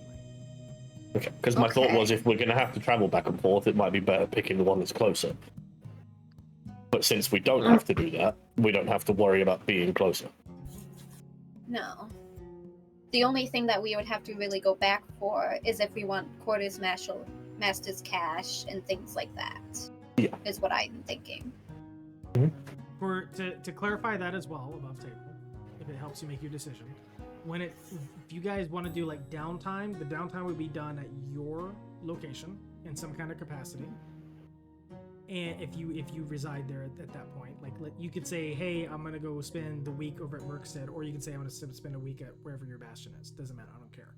You don't have to stay at the bastion forever. It's just there, and there will be people there, like NPCs that help run it. If that helps give you like, it won't be just you guys. There'll be NPCs that help run the bastion. And so you can do your downtime there, and if you want to buy stuff, we can above table just say it's just like normal. You'll just send you'll send a delivery person, they'll go pick it up for you and then bring it back and such. Or you travel, whatever it is, we can make it. So it just might take a couple of days extra. Maybe, yeah. It's not I'm not gonna impose extreme things on you guys. I'm honestly above table. I'm honestly thinking it would be really funny to do the one up north. But logistically it would be funny, speaking, and it would fit with our meme of all being from there. But logistically, I feel like it would be better almost to be in the bottom one. Yeah. That's So the reason why I was clarifying the thing of do we have to travel back and forth and stuff like that. Yeah. Okay. What about the rest of you? Because it's been a lot of me and Matt talking. Onden's only opinion is that the northern position would have everyone closer to their people, in regards to like families or their communities. And I do have like training with like wait, is that calligraphers or wait? Ignore me. That's calligraphers, not do we know anything about the other area? In terms like the one in the south? Yeah. Yeah. Like the surrounding area you around have it. not been told anything yet. He will say that there is a large body of water nearby. That is like the prime like asset to him in regards to the southern location. But with the one up top, it's a little bit of a longer journey, but we also have the ocean up there. If we're debating all of this, there is an ocean up top. So do we want to just put it to a vote at this? I think we Otherwise, have to. we're going to spend far too long debating this. Hold on, have we heard from Hazel? I don't believe we have. Oh, No. I think if you ask her, she's just gonna be like, I mean, the northern one feels, because that's kind of the edge, it feels like you're towards the edge where more things are breaking through and attacking people, right? We used to get attacked so much in Black Pine just because it's on the edge of the civilized bits of the Broken Tithe. And so I wonder if it might be more kind of a better defensive position for the guild itself, whereas like you're a little more protected down there in the southern one. You're a little, you're within a road structure. So I just think it's up to you guys. It's y'all's bastion. I'm happy to have a place to stay regardless. That is a good point for the up north one. I didn't even think about that. Yeah, because That makes the northern one more appealing. I didn't even think about that. That's swayed my opinion up to the north one, I think. What about you, Moros? Because you haven't been talking much. Sorry, I just had to answer a call, which is... No, you're good. Maros would probably go for the northern one, simply because in her eyes, it's more connected to nature, as there's more trees, there's an ocean up top, and it's closer to people that closer to where they like to live. But yeah, above the table though, southern one, like Hazel said, less attacks and stuff like that because it's inland. But Okay. I'm leaning more towards the northern one. Okay, so that's 3 leaning towards the northern one. Which means at that point, if we were going by majority anyway, that would be Yeah. the... So I'm guessing we're going with the northern one then. Okay. Cybin will. Maros, I got your message.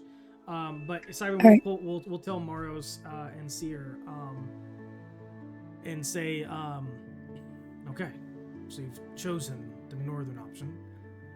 You must know that no matter what option you chose, it came with a price. If you want to claim this bastion, you need to clear it. Some unsettling forces have found root within that location. Clear it out, do it with what you will.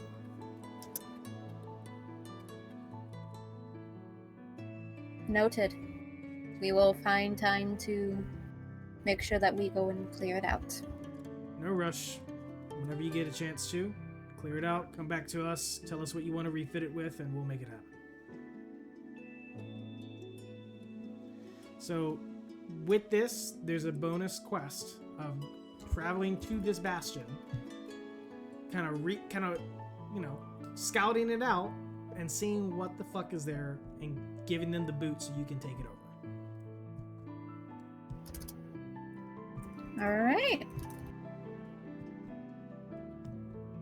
I've just realised I should probably pick a training thing because I still haven't figured out which one I want to do. Definitely try to choose it by the end of the session. Okay. With the job posting, you have 3 options. You have Death by the Campfire. You have Oath Breaker's Toll and the Living Stone. There are different tiers to these. So whichever one you choose, just keep that in mind. I believe we had agreed on the campfire. And especially if the other 2 are coming with us for the campfire, is that correct? So there'd be 2 NPCs Yes, with there us? are 2 NPCs going with you, yes. Yeah, because Nim and that's right. Yeah. But yes, Hazel votes for taking care of those poachers for sure. I put a pin that you guys can easily click on. That Roll20's updating their shit. You guys can just click on that pin and it'll give you the stuff you need without you having to go look for it in the journal. Oh, sweet. I'm gonna do that with the other ones real quick before I forget. Yep. I would also vote for the Death by the Campfire. Despite the teasing from Ondin about her being merciful, she does know that the poachers are a problem.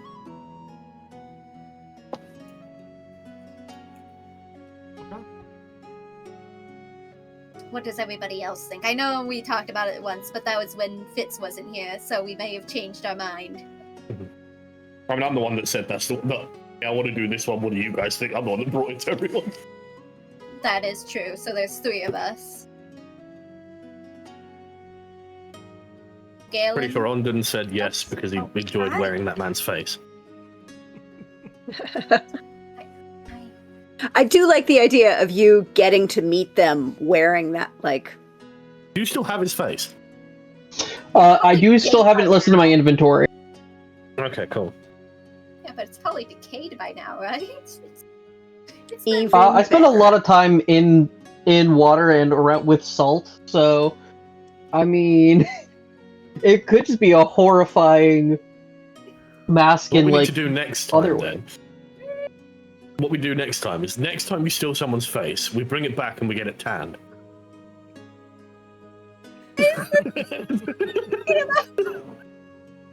And we turn it into a Mission Impossible mask. There you go. Oh, I gotta feed you. 1 minute. But sounds like we're all down for Death by the Campfire. Okay. Alright. I'll be honest, that's the main reason I bought the ability to see in the dark, because we're attacking at night with that one and I wouldn't be able to do much. So, Death by the Campfire is a tier 2 mission. It's also a story mission, so it's very heavily linked within the lore of the world. So because it's a story mission, that means that you're pushing the narrative along. Some of the missions you guys have done so far, which I think is only 2, they haven't really been story missions. They've just been missions. But this is actually linked to the story because you guys have been finding little nuggets of lore about the poachers that are kind of like the antithesis to the Hunters of the Hauk. So basically, you've got Nim. Go ahead. I'm gonna clarify one thing. It's actually tier 1 now. What is? Oh, that's right. Yeah, because you did your thing. So you did. Which one is it? It's the number 4. So you reduced the danger rating of an upcoming mission by 1 tier. So instead of it being a tier 2, it's a tier 1. So just to kind of clarify, tier 2 would have meant that the AC of enemies goes up, the DC for their spells or attacks or abilities goes up, their HP goes up, their to hit goes up. Like that stuff alters with the tiers. And then I might also throw in some like smart tactics, like maybe if there's mages they counterspell, like who knows. But because it's not tier 2, it's back to tier 1, so that stuff isn't increased. So it's should be PG for you guys, especially since you've got 2 NPCs on your side helping you guys out. So you shouldn't expect anyone to die on this mission. But we'll see. Maybe you guys don't. I don't know. We'll see. I don't know. I'm not gonna lie. I would have loved to fail just to see what happens. Oh, it would have gone up. Just to clarify for people, it goes up by 1 if I fail, it rather than down. That'd have been crazy. For level 3. Level what? The XP would have gone through the roof, though. Oh yeah, that's right. With the different tiers, the XP might. I mean, tier 3, you're definitely going to get more XP there because there's going to be different enemies for tier 3 than there are the standard ones. Okay, so next time I do it, can I just choose to fail for the lols? You can. That's between you and the party. I mean, I don't care what you do. What if I just don't tell them? That's a fair point. You could choose not to tell them. Over the table, can I change my downtime and fail? Don't worry. You guys are still gonna be challenged. You guys are only level 3. All right, let's not get ahead of ourselves. I just did that one because there was only 2 that made sense for me to do, and I was like, well, the other one just kind of isn't going to be that helpful with this one. That's fair enough. So, Asterix and Nim are recruiting people from the guild to go out on a mission to find poachers who have been using a site routinely as a camping site. And based off the codex, they got this information based off the codex that you guys had procured from your mission dealing with the owlbear. If you guys remember, you guys got a codex, you deciphered some of the information, brought it back, and it got even more deciphered by some of the lore keepers of the guild. And they were able to ascertain that there is a site that the poachers use to camp a lot at. And so Nim and Asterix put up a bulletin, say, hey, if anyone's interested, we're going to go sack this fucking place. Their plan is to attack at night to surprise them. So instead of the DM ambushing the party when they long rest, the party is going to ambush the DM during a long rest. So you guys get to flip the tables on me. So the details is a small contingent of poachers have been tracked to the wilds. They may have info on a base of operations, an origin to track them to, or at the very least may have info about their operations. So your objectives are to locate the poacher campsite, search for any leads into Fellbrand activity, and then eliminate any targets. The reward is 5,000 gold as a whole, and you each get 5 favor from this mission. And then Nim and Asterix are going with you. Nim specializes in blood hunting. Asterix is your healer. See, I told you we didn't need a healer. No, I'm kidding. So Nim may join you on the battlefield. Asterix may stay in the back, depending on what's going on in the circumstances. So Nim may join them. Asterix will probably stay with me. So that's your downtime. You reduce it, and then for Galen's for Onden's downtime, he did tracker's assistance. So You have, I believe you chose humanoids, did you not? Yes, I did. Okay, so that actually plays. very Thus well me with this. hunting Seer while she was practicing stealth. That makes sense. So you have temporarily advantage on tracking humanoids for this mission. So you guys, upon deciding on this, you guys find, we'll say the current date on the calendar is the 18th of, of High Sun. So you guys have, you guys are going into this mission and getting ready to, travel. I thought it was out. the 25th or something. Oh, it was the we were supposed 25th. to Yeah, be, yeah. wasn't it? I thought It's the 25th. That's right. I was so confused for a second. I was confused myself. So it's 25th. Okay. Let me save that before I forget. Okay. So 25th, and the travel time for this is going to take you. Let me count the hexes here. So 1, 2, 3, 4, 5, 6 hexes, and then 6 hexes is what? Let me go down. 6 hexes without a road is 2 days. So about 12 days of travel to get to this location. So 12 days there, 12 days back. So you're looking at the better part of 24 days total of travel time. Okay. Okay. Along the way, I'm going to do the typical thing of I'm gonna have so much Going money when we hunting for get food. back. oh yeah, you're stipend. It's a weekly thing. How much rations does everyone have, by the way? If you're going to be question. traveling for 24 days. I have 4 rations. So ration. 13. Okay. Yeah.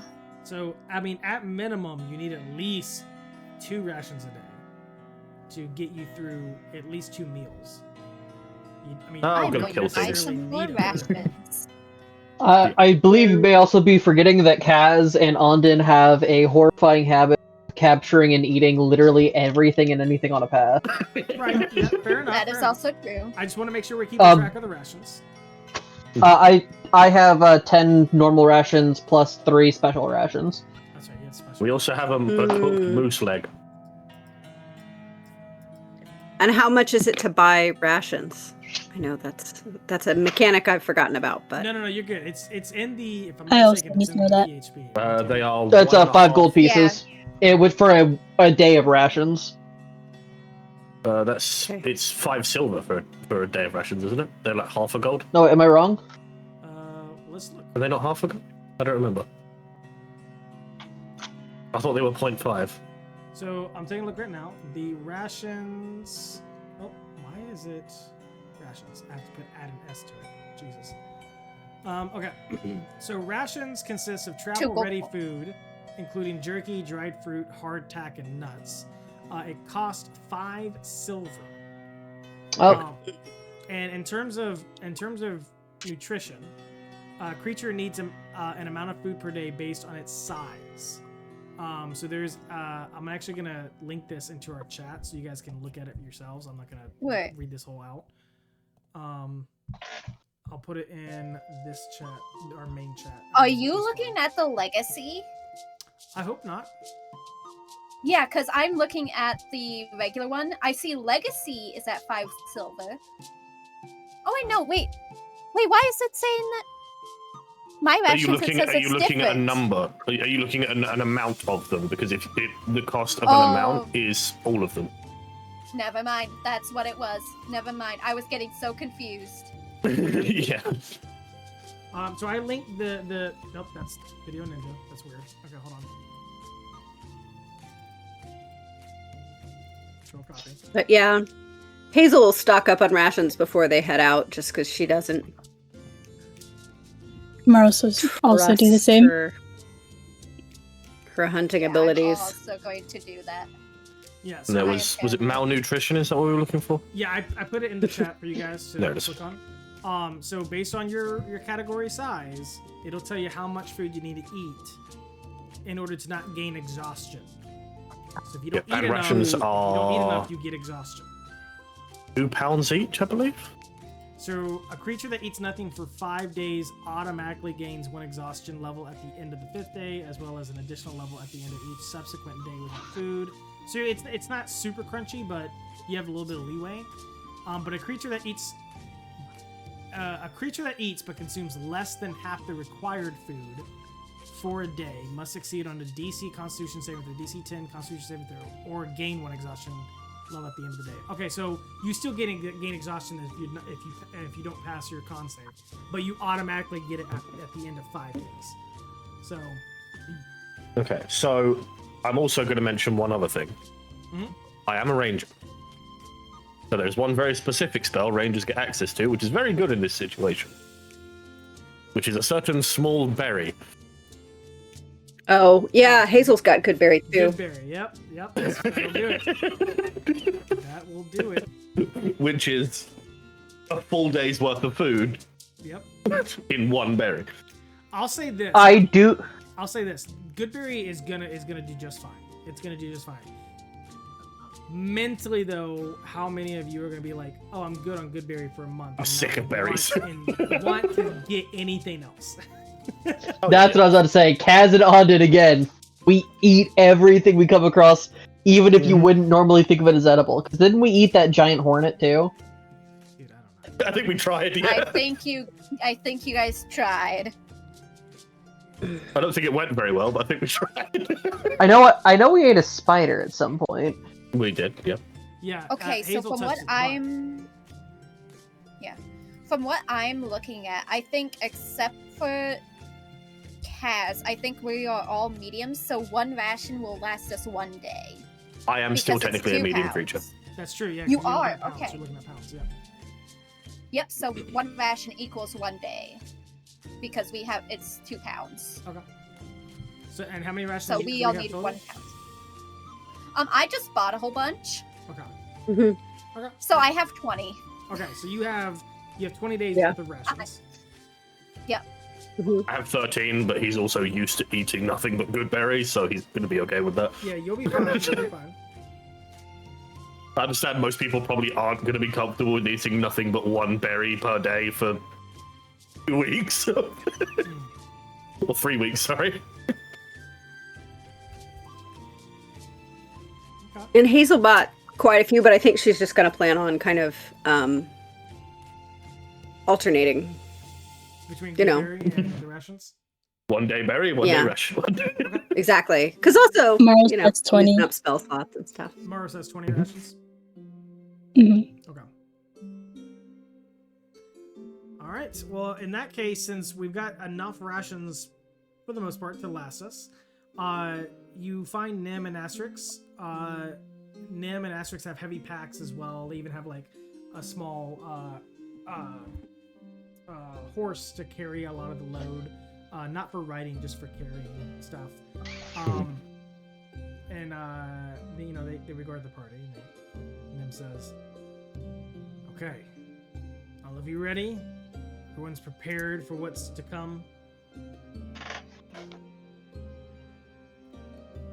As ready as I suppose we will ever be. Good, I'm good. I've just realised something as well, just because I think it could be quite interesting. So he's got the new bow. He's just got both of the bows in the quiver, because the new quiver has literally got a pouch that can hold up to 6 bows. Of course. Because it's basically just a quiver of holding.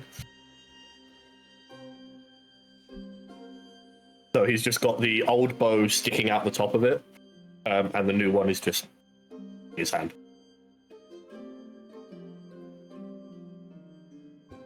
Some of you are outfitted differently as well, preparing for the next leg of the adventure. Whether you have goggles of night, or you might be wearing new armor from the last mission. But yeah, each of you take a quick, stock of your situation, and you exit the guild doors with the forest ahead of you and mountains in the distance. About 12 days worth of travel before you get to your destination. So what I'll do here is with the 12 days of travel, I am gonna ask I'm gonna roll dice again. I'm gonna ask for a player to come up with a situation that comes up, and then I'm gonna roll the dice again, and a different player is gonna have to come up with a solution for that problem. Okay. It's gonna feel awkward at first. Yeah. Just bear with me. So same numbers as before. So I've already forgotten. Who Oh, where was that? I'm Thing. 3. Okay. I Four. think Kaz or Matt No, was 2. I was 2, you were 3. Yeah. I'm And then it went 6. down. Mars was 6, I remember that much. So 4. I was 4. So Hazel's. along your Oh. travels, I want you to come up with a problem, some kind of conflict. It doesn't have to be battle, just conflict of some kind, small, big, whatever, that the party has to address. And I'll give you an example. You could say there was a cart broken down on the side of the road or in the woods, and we helped someone with something, right? Could be anything.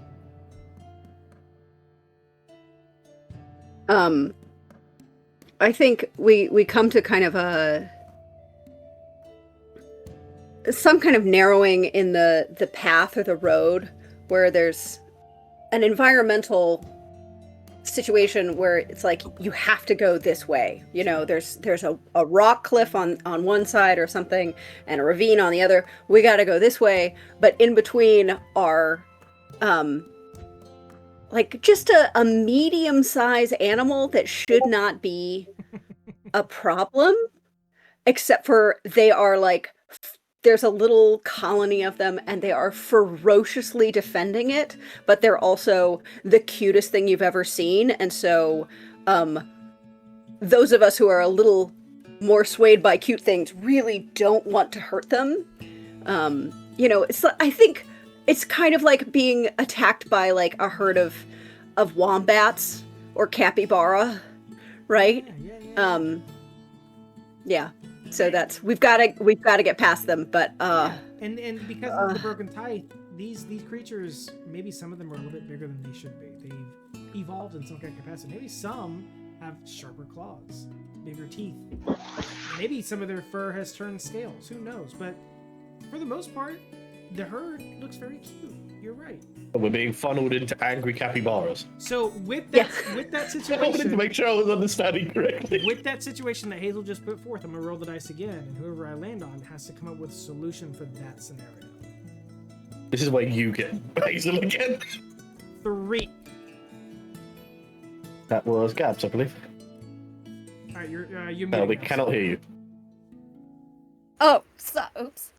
Oh gosh, cute thing. No, why did it have to be me? So your solution could be leveraging anything at the party's disposal. But how do you see this solution coming about?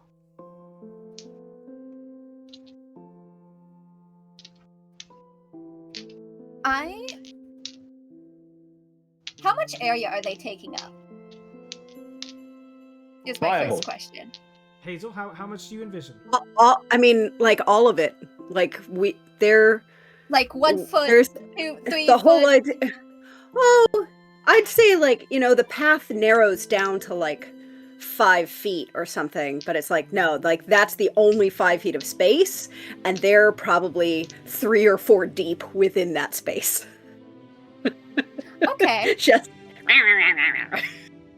Okay, I want to use my thaumaturgy to do booming voice Okay. and hope that it scares them off. So roll an intimidation check. Then. And because you're using thaumaturgy, it's with advantage. Well, I think I already had advantage. Oh, that's right, because you have Didn't advantage on I? your charisma check. Sorry. Yeah, so I already have it. Perfect. That's perfect. Woo! Alright. That is a 17. Oh yeah. Very, very. What is it you do? What do you say something specific, or do you like roar?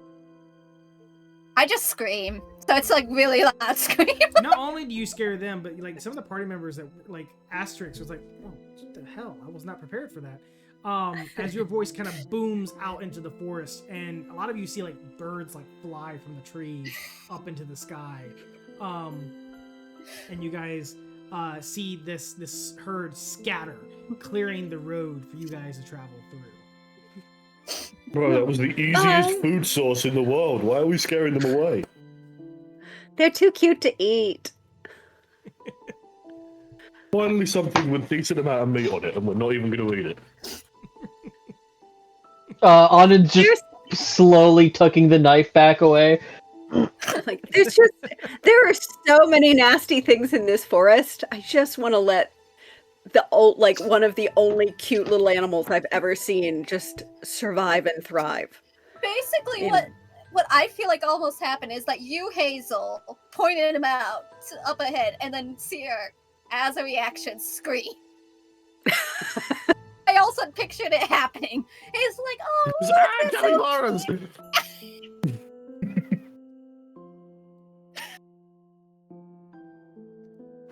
Okay. I love the idea that that whole Hazel's thing happy with that, happens. if they're not dead. Ondon and I immediately prepare weapons, and everyone's like, no.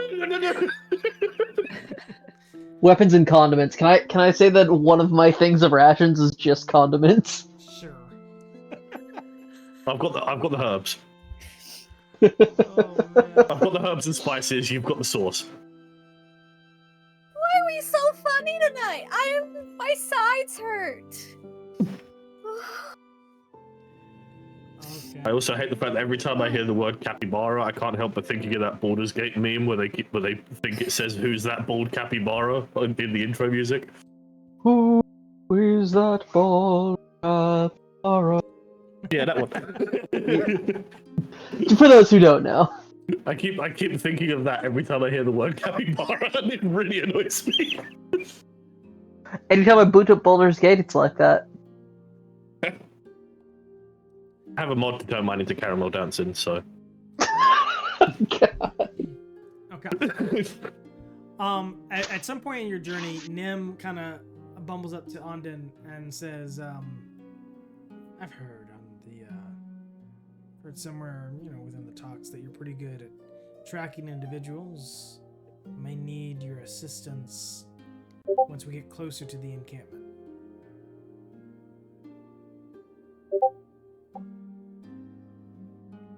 Of course, I'm much better when I'm away from people. And he's gonna fade off into the brush as he is wont to do. You need a hand, you know where I am. If you need a hand, you don't know where I am. Yeah, I think we do. That's why I clarified you know where I am, not the other way around. He is actually going to go and let Kaz know that we are about hey, there's gonna be some tracking up ahead if you want to sneak into the brush, big man. He just sort of looks back at. I love the idea. He just looks back at Nim and Ashtray and just goes, "Well, be seeing you." Walks backwards into the trees, and this 7'10" Goliath just vanishes. I would like to give him advantage on stealth. I would like to give him the help action for this. I guess I'm rolling stealth. Am I rolling stealth? Or? You're gonna have to. I would like to encourage the worst aspects possible, everyone. Okay, so which one? That dice. Okay.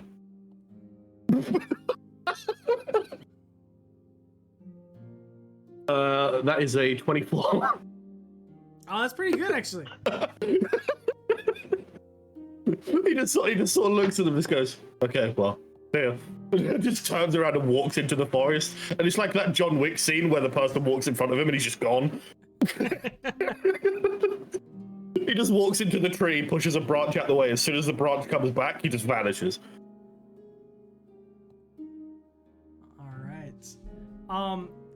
So I'll say that for Ondon, when you guys get closer to the encampment, he's gonna have you kind of scout the encampment, and that you can leverage the party however you want to do that.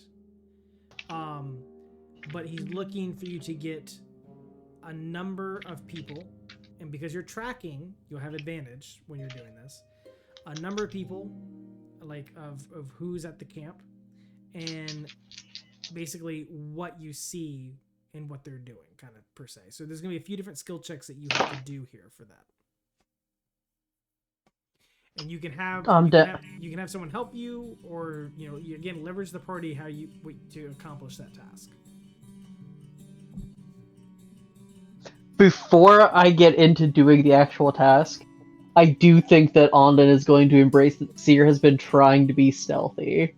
And he's going to be like, alright, we need to look ahead and see what we can find out about the camp. Seer, do you feel like your stealth is ready? Muted.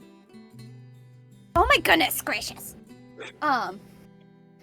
Knowing this is a stealth mission and knowing that we are planning on coming back, she will even take off her chainmail for this. Because I do have proficiency. I'm good at stealth. I just was always wearing chainmail. I was about to say, you just always have disadvantage. So she will take off her chainmail and go in as well. So I'm sure I have to roll stealth as now as well, yes? Yes. Okay. Nat 20! Oh wow! The perfect timing. I love that we've just walked into this with these two random strangers we've never met before, and all of a sudden they've just found a party of ghosts. Yeah, just three of us disappear and become a part of the force. They're like, okay, we need to be sneaky. Okay, cool. They turn around and three of us are gone, and then it's like, huh? Seer, what is your bonus? Like with a nat 20, like what? Please tell me that you're 25. No, I'm 22. So we have 22, 23, and 24 for stealth right now. Oh. Oh. Yeah, I think that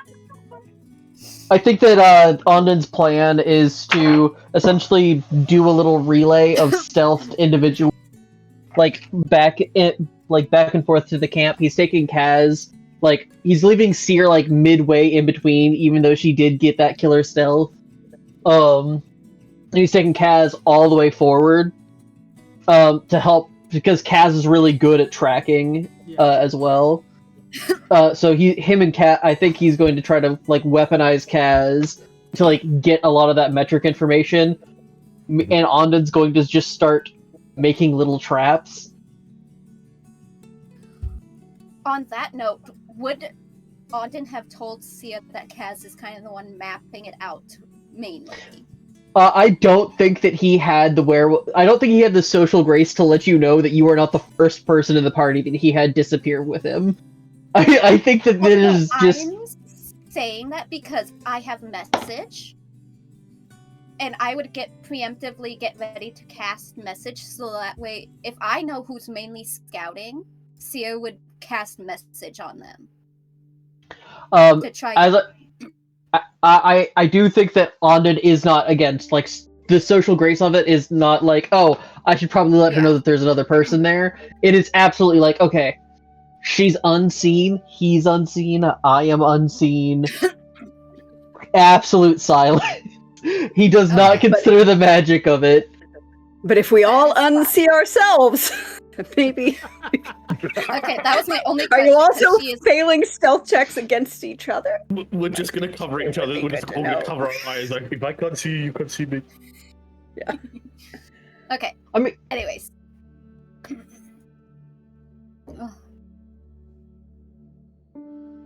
So we end up going up front. Okay. All right. So in that case, here's what's gonna happen. So let me set the scene, because what we'll do is we'll kind of, you spend about 12 days of travel, and it's, by the time you get there, it's not nighttime, so you spend some time doing a little bit of waiting for the sun to go down, but some scouting can be done during that time. So for the ones that are scouting, the one thing I'll need first is it is a survival check to track how many individuals you will be dealing with in this encounter. Okay, so Ondon had advantage. I don't. Correct. I gave you the help action for advantage on the stealth, but I did not But for. you have advantage quick on trip. this because of your downtime. Is Yes. what I'm saying. Yeah. Okay. Okay, I didn't need it. Never mind. I got a 25. 16. 16. Okay. 25. 25. Okay. Oh wait, I didn't add my. Oh, 17. Actually, sorry. 17. I forgot to add my thing. And that is going to be a dirty 20. Dirty 20. Pretty good My average bless. amongst you. My blessed say. dice. So My Kaz dice have been rolling really well tonight. what I'm doing right now is I'm getting the map prepared based off the number of the number I'm about to give you.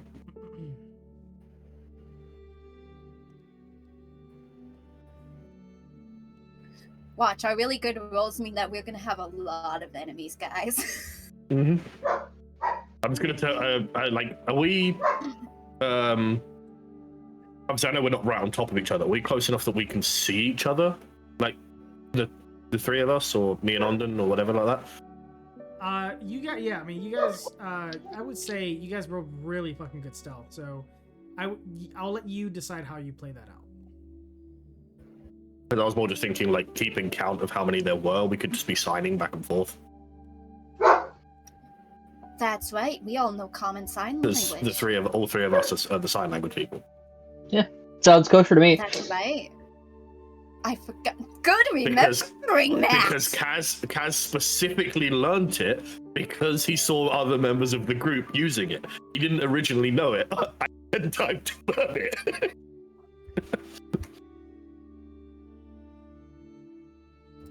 Let me look quick.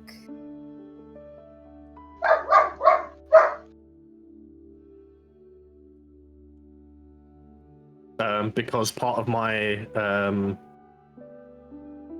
draconic gift thingy is that I got a language from hitting level 3. So, Nice. oh, sorry, no, it was my level 2 one.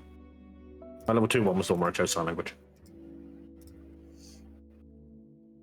But yeah, he specifically chose sign language because he was like, oh, I saw other members of the group using that. That might be useful.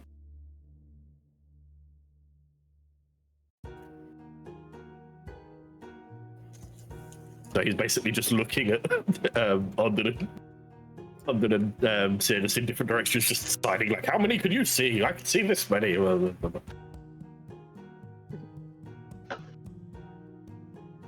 Hey, how Did many I- do you see? Too much. Did I miss the number on how many we saw? No, you've not missed. Okay. He's still making it. Yeah, I'm just preparing this map because there's gonna be. Has anyone ever played Metal Gear Solid? Yes. Yes. Wait, what? Sorry? I didn't hear the name of the thing. Metal Gear Solid. Metal Gear Oh, Solid. okay, yeah. So there's gonna be a little bit of a. You'll see it when you see the map. There's gonna be a little bit of sneaking around that may be involved in this map. I mean, you guys may decide to just go fucking gun haul, and that's okay. But I'm giving you the option here. So I'm setting it up for you guys, so that way you guys can do that. So because you guys are attacking at night, you guys will be able to ambush these people. Okay. Make sure. Hey Chris, have you ever played One Shot Spill? I'm sorry. What? Shadows in the Forest. It's a board game. No, I can't say I have. Just out of curiosity, it's a stealth-based board game where like you have a little candle that one player is moving around the board trying to catch like the gnomes in the light of the candle, and like the gnomes can only move through like the dark spaces where the shadows connect, and there are like little trees on the board to make long shadows, and you're trying to get everybody into one spot. No, I've never played. I've actually never even heard of it. Can you send the name of that in the? That sounds so interesting. Actually, I would love to play that. I'm gonna have to Google how to spell it. 1 second. No, that's fine. Take your time. You just talked about it, and I am so interested. Plus, it gives Fitz more time for while we talk about this. It gives him more time. We're ready. Okay. Oh, never mind. So, the first check you guys did was to see how many people you're dealing with. I'm gonna count it off. Okay. Because I don't know I don't know the top of my head. I'm just gonna count it, and you guys will know the number. So you guys are dealing with 1, 2, 3, 4, 5, 6, 7, 8, 9, 10, 11, 12, 13, 14, 15, 16, 17, 18, 19, 20, 21, 22, 23, 24, 25, 26, 27, 28, 29, 30, 31, 32, 33, 34, 35, roughly 35 enemy combatants, poachers. 35. The second check will be a insight check. This will tell you kind of what enemy combatant you're dealing with in this field. So like whether it's like a mage or a raven or archer. Okay. Yeah. Dirty 20.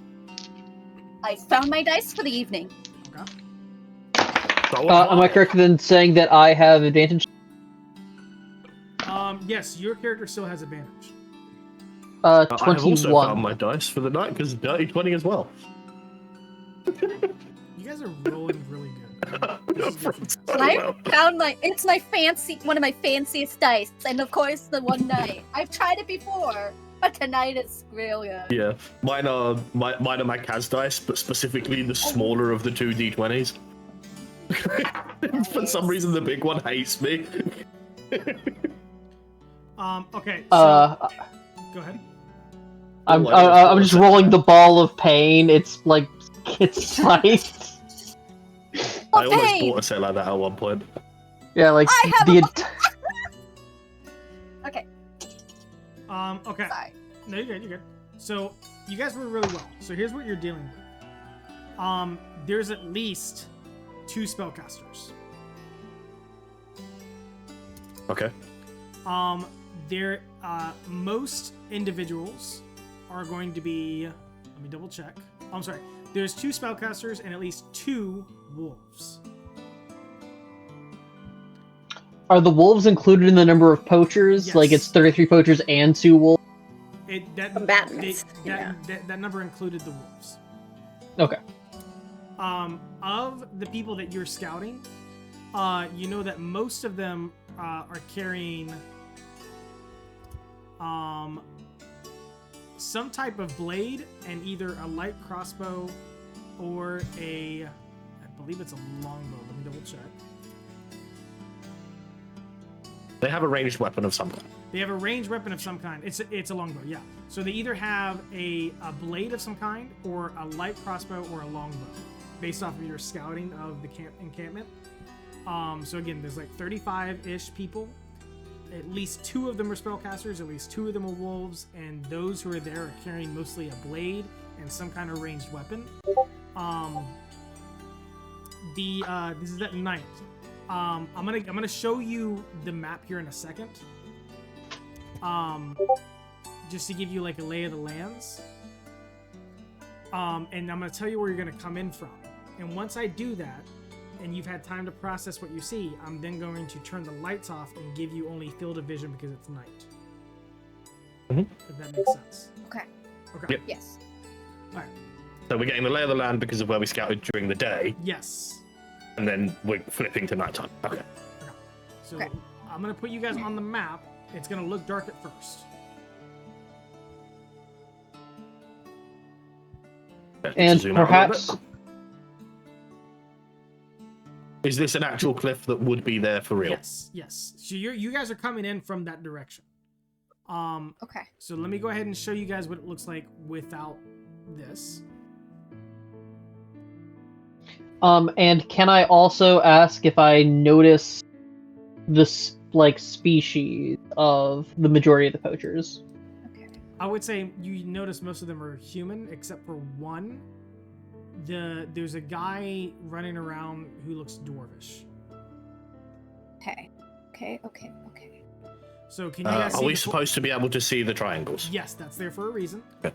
So the triangle shows you the field of vision for. You notice that 3 of them are kind of on watch on that lower half of the map. For whatever reason, they're on watch. Mhm. And you can, knowing how dark vision works, that's about how far they can see with dark vision, unless there's a campfire in the distance, kind of thing. You know what I mean? Yeah. So process what you will. You'll notice that since you're attacking at night, if there's like a token next to a tent, that token's probably asleep. Okay. If they're by the campfire, they're awake. If they're not anywhere near a tent, they're probably awake. Question about these walls. How tall are they? Good question. The walls themselves, these are like old ruined walls for maybe there was a small settlement here at some point, or some kind of church or building or masonry or whatever. Majority of the walls are 10 feet to 15 feet at the tallest, but it ranges. Oh, the stream can't see the map. You see? What's up? Stream can't see the map. Stream can't see. No. They're still on the. That's so sorry, guys. Thank you guys for always pointing that out. I appreciate that. I have to use 2 different browsers to do Roll20 when I stream. Oh yeah, so they don't, so that the stream doesn't see the DM layer. Yeah. Because otherwise, everyone on stream will see what's going to come up. Yeah, and I have to like be very, very strategic with that.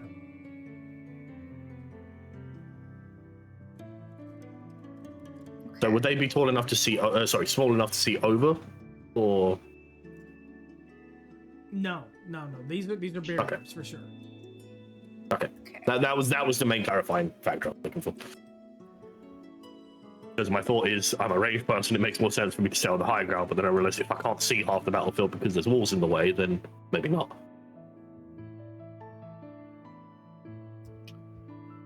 Okay, I think. Before we start combat, can I preemptively cast a spell? This is y'all's. Yes, you guys are prepping. So whatever it is you feel like you need to do, just this part is going to require some heavy collaboration. Yeah, I am going to, because I think I'm going to keep my chainmail off. But because I'm doing that, I have 2 shields of faith. I'm going to cast 1 shield of faith on myself.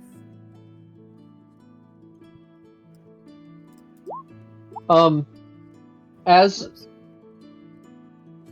And then I would offer to the other party to cast a shield of faith on them.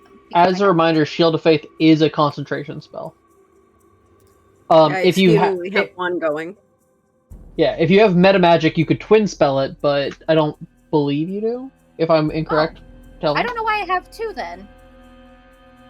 Oh, it's part of my Oath of Devotion spells. And Yes. Okay, I accidentally You shouldn't have to choose it again. Yeah, for some reason I got it as a paladin and an Oath of Devotion. Okay. I must have accidentally chosen it as one of my paladin spells, is all. That's okay.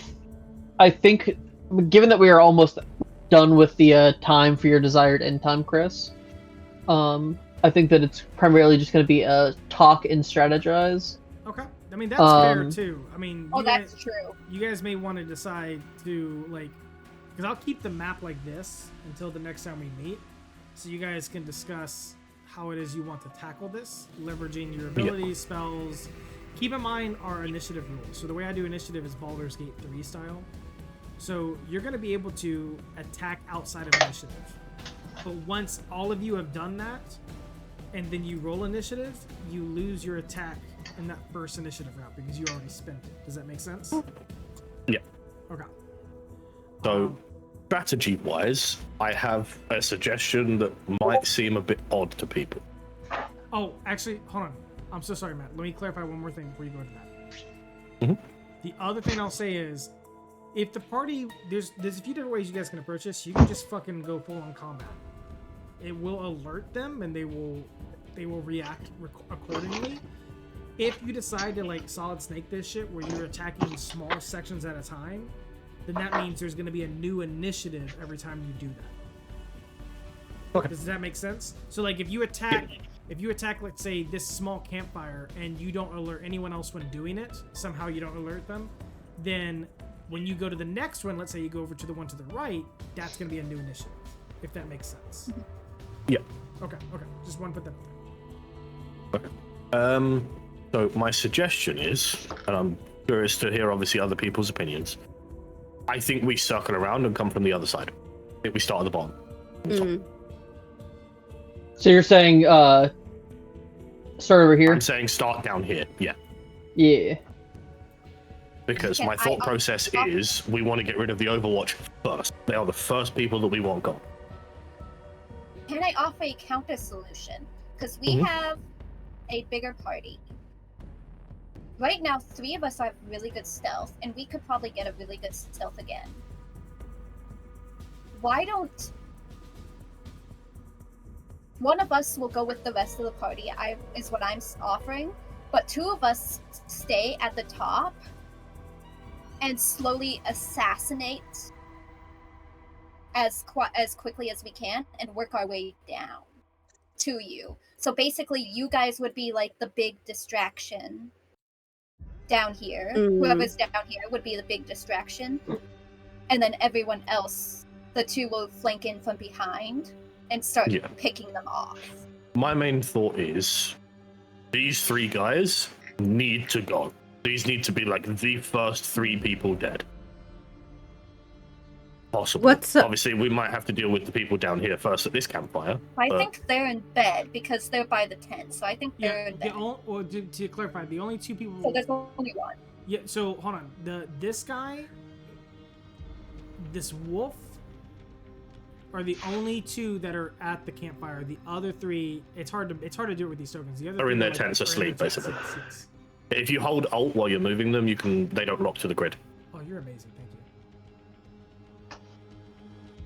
you. I think Ondon is in agreement with Kaz about let's kill the guards first. But I do think I like the idea of flanking in a divide and conquer situation.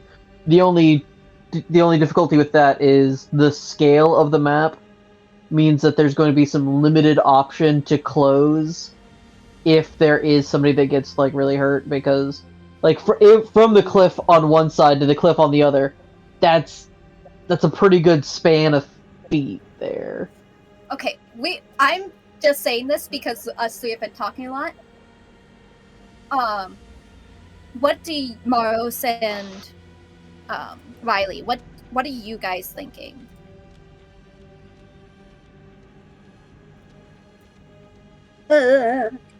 I was about to say, good talk.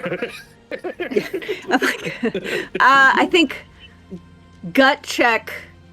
I like the idea of going down and taking out the 3 down below. Maybe if we do want to leave somebody behind to kind of take folks out up top,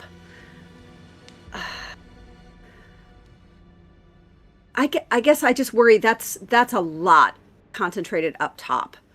I mean, I guess I would kind of say maybe go down to this main camp at the bottom to get them and take out those guards, and then if somebody wants to kind of be doing the stealthy attack thing, maybe they do it up in this kind of.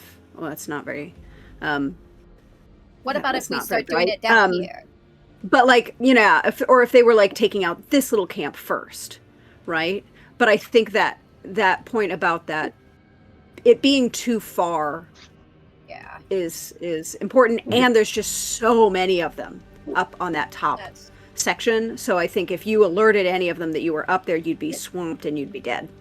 Well, whereas it'd be easier to pick off like the ones down at the bottom, a couple at a time.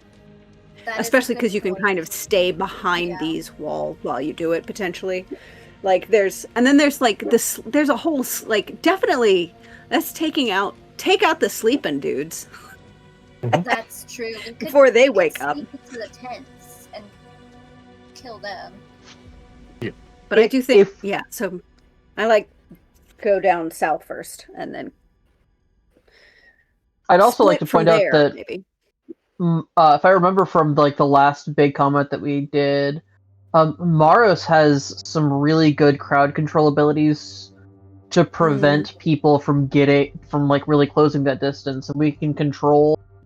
Because am I correct in that it's cliff on this side over here, so like the main ramp up is like just this area, Chris? Yeah. So that cliff over there kind of separates the from the rest, if that's what you're asking. Yeah. So I Yeah, think so the only way up is down here. Yes. Yeah. So I think if Maros is comfortable with it, Andon's suggestion would be to have her set up and kind of just control that area, because I think you used spike growth in our last combat against poachers, or one of those like large AoE abilities that entangle. Druid's kit. Yeah. Which was really good. So if we set up, for example, if we got Seer and Maros together there, Seer can both heal and like really dish out some damage, while making sure that Maros can keep up crowd control. Yeah.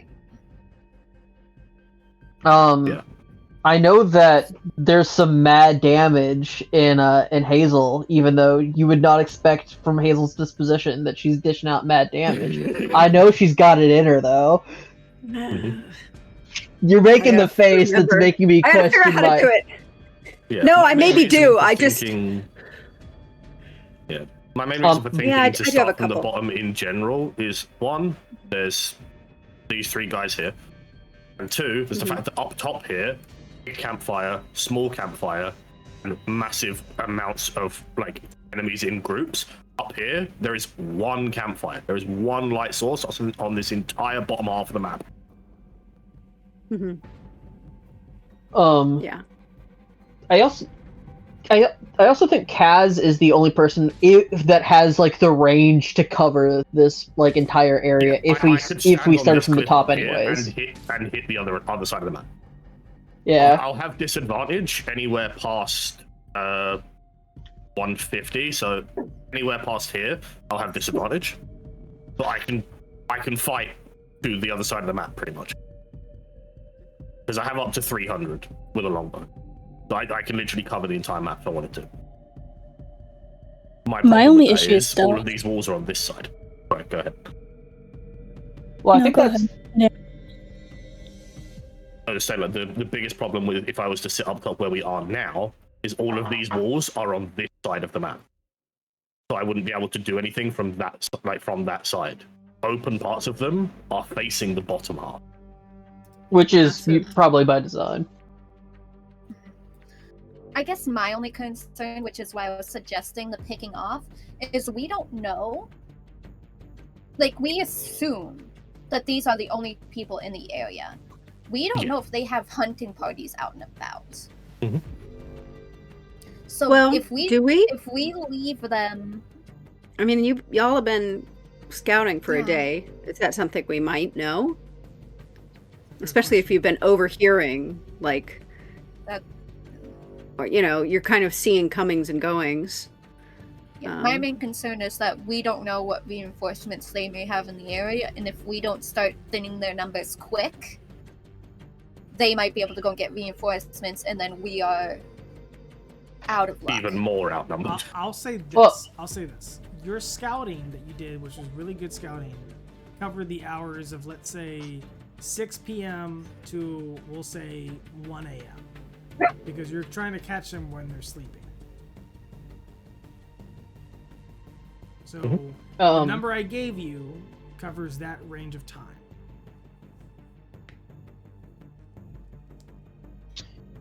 And with that in concept, Mara said that her only issue is the stealth. Once we get into the combat, I don't necessarily think that, because I'm imagining as a druid, you probably have a pretty good perception. Plus, you're an elf, so you have I think all of us now have dark vision because Gabs, didn't you also pick up goggles? Muted. It is so easy for me to, because it's a touch mute. It's so easy for me to accidentally touch it and mute myself. Oh my gosh. It helps that you're very animated while you're talking, so it's easy to tell that you're. Yeah. So no, I do have goggles because they were attached to my mask in a fix. So now my mask is dark vision. Gives me the. Okay, the so dark now vision. all of us have dark vision? Is there anyone that doesn't?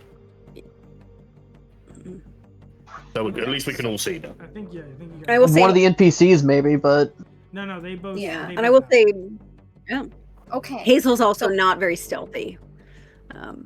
yeah. So I think starting from the bottom is absolutely the better choice then as well. And while if we want to have the bulk of our people deal with this, I could just go out and start stabbing people. Yeah, I like think it Seer seems would like give more of you- the sleeping people are down. Yeah, I think that's what we would, Mhm. what Sia would mainly suggest to you, because I think That's you like would be the sleeping. best to have Sleeping. is for you to just start sneaking and getting everyone Sleeping. sleeping. Yeah, I'll just So- ditch everybody when the fight starts and go start stabbing people in bed.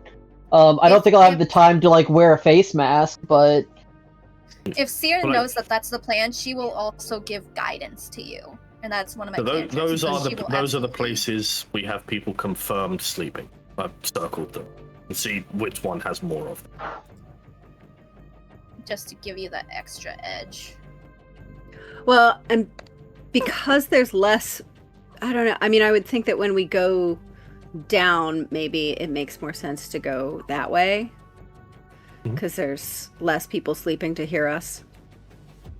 Yeah. Well, my other thought was also we could just But- circle around off the edge of the map and come back around. Might take us a little while, but Yeah. but- going down sort of. You were saying going like this way, right? Mhm. Yeah, I just wasn't sure how far he's gonna let us go off. Like. You're fine. You're fine to go around. It's fine. Oh, okay. Well, I wasn't And- sure if this is a cliff that just kind of circles, That makes sense. That makes sense. so we can stay up on that and then come down the edge or Yeah. something. No, behind that's this totally doable. wall, maybe. Totally doable. Yeah, how I'd tall say sleep is down right there. how tall is like this cliff that's up that they're on top of? So I mean, it's by hex or by square, so it's like 5 to 10 feet, 5 to 10 feet. But it's not like a straight up and down cliff. It's at an incline. So if you try to climb it, you'll probably have like maybe difficult terrain because you're at a slope and it's kind of heavy and rocky. But it's still climbable. Okay. Guys, you can be Obi-Wan Kenobi. You can have the high ground. But That's like kinda why I also with suggested that it. with that being the case, like I can also slip down and start off with this group that's closest Yeah. just to the start hill, like shanking. right over here. Because then I just have to kill this one guy while he's awake. And because I'm a rogue, I can dash using my bonus action, so I also have a little bit more mobility to get around. Well, my thought is if we can get rid of all the people up on this top cliff here, so if we just completely, let's say we control that area as a whole, but let's just say we get control of here, we can just start picking off in sort of a guerrilla tactic skirmish type thing. We, first off we get rid of these two, then next lot we get rid of those ones, then next lot we get rid of those, and we just pick off the groups one by one. Mm-hmm. Also, Even just apologise wait the for them amount to of come to drawing, us. It's my Yeah. coaching background. No, that's a good idea because. Do we have any bear traps left? Yes, I do. I think there's also some in the party. In case, Yeah, there were a I would lot. say in case that they try to come up here, Ogden could put down some bear traps while he's on his way to the. 1 second, sorry. There's 3 hunting traps in the party equipment. I don't know how many anyone has on them personally. I have 3 on me personally because I have a problem. Okay, there we go. So, if Ogden, when he's going to get these guys, if he lays just a few right here, and then a few down here somewhere while we're sneaking around and up, that would be surprises to whoever's might be trying to sneak up this way when the commotion starts, or even this way. And then plus, didn't we have other things that we could do as traps if we manage to get up here kind of controlled?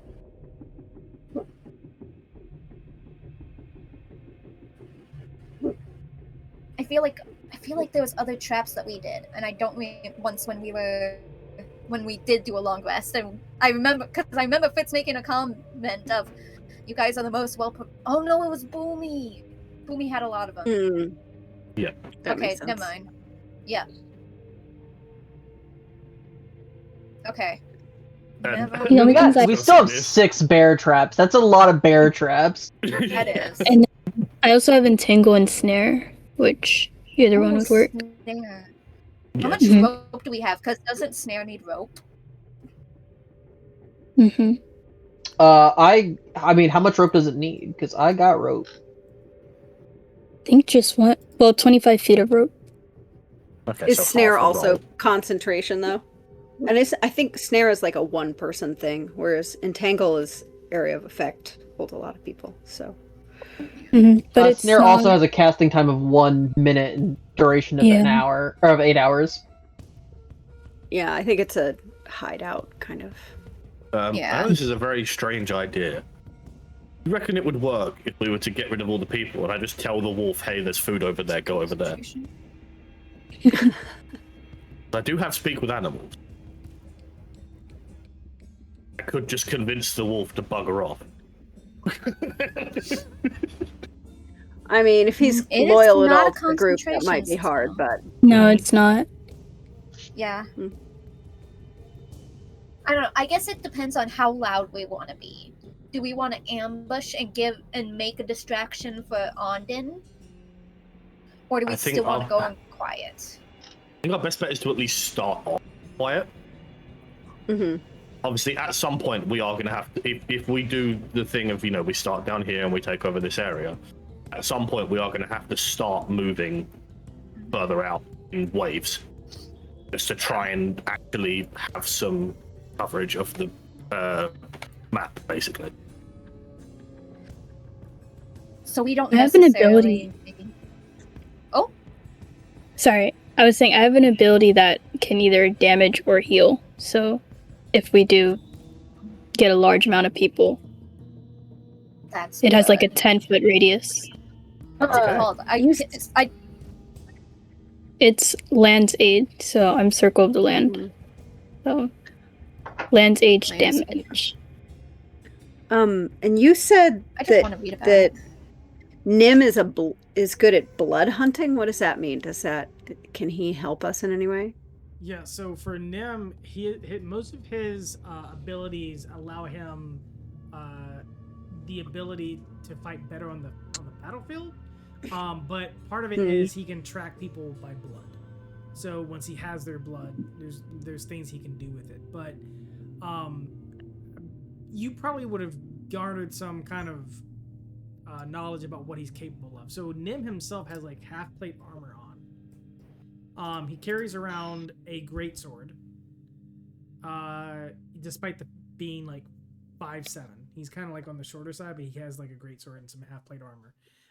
He has a heavy crossbow as well, so he can do long range if needed. And he has the ability to cast Hex. So to help him with his... So he would be more specialized to being near the front line. Yeah, you would say so, yeah. And then Asterix herself she can attack from long range. She has a mace. She has a chain shirt on. Her ability really lies with blessing the party and healing the party.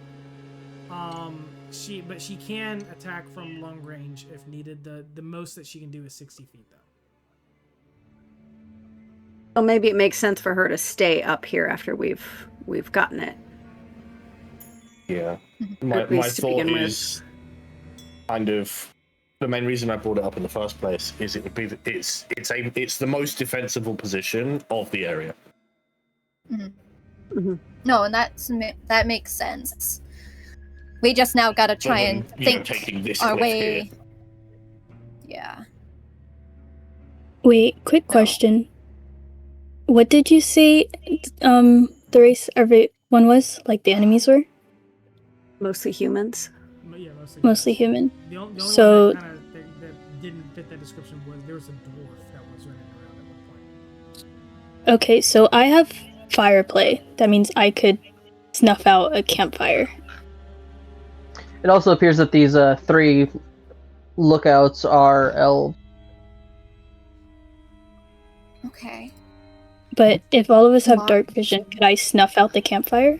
You could, yeah, and those with I think it's either Druidcraft or Prestidigitation maybe can also do the same thing. I believe it's prestidigitation. Yeah, you guys can snuff out light, if needed.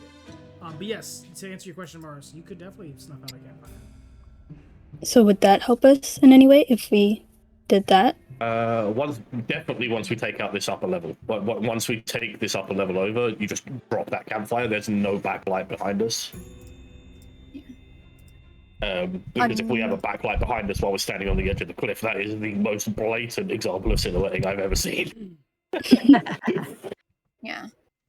Another thing I could offer is if we ever need to, because I have a pretty high AC. Anyways, the Shield of Faith was just as a thing. I could drop my Shield of Faith for concentration and pick the Compelled Duel if we ever need. So this is just me laying out a fact. Where I try and compel a creature into a duel with me. And if... Oh, 1 second. Angry doggo.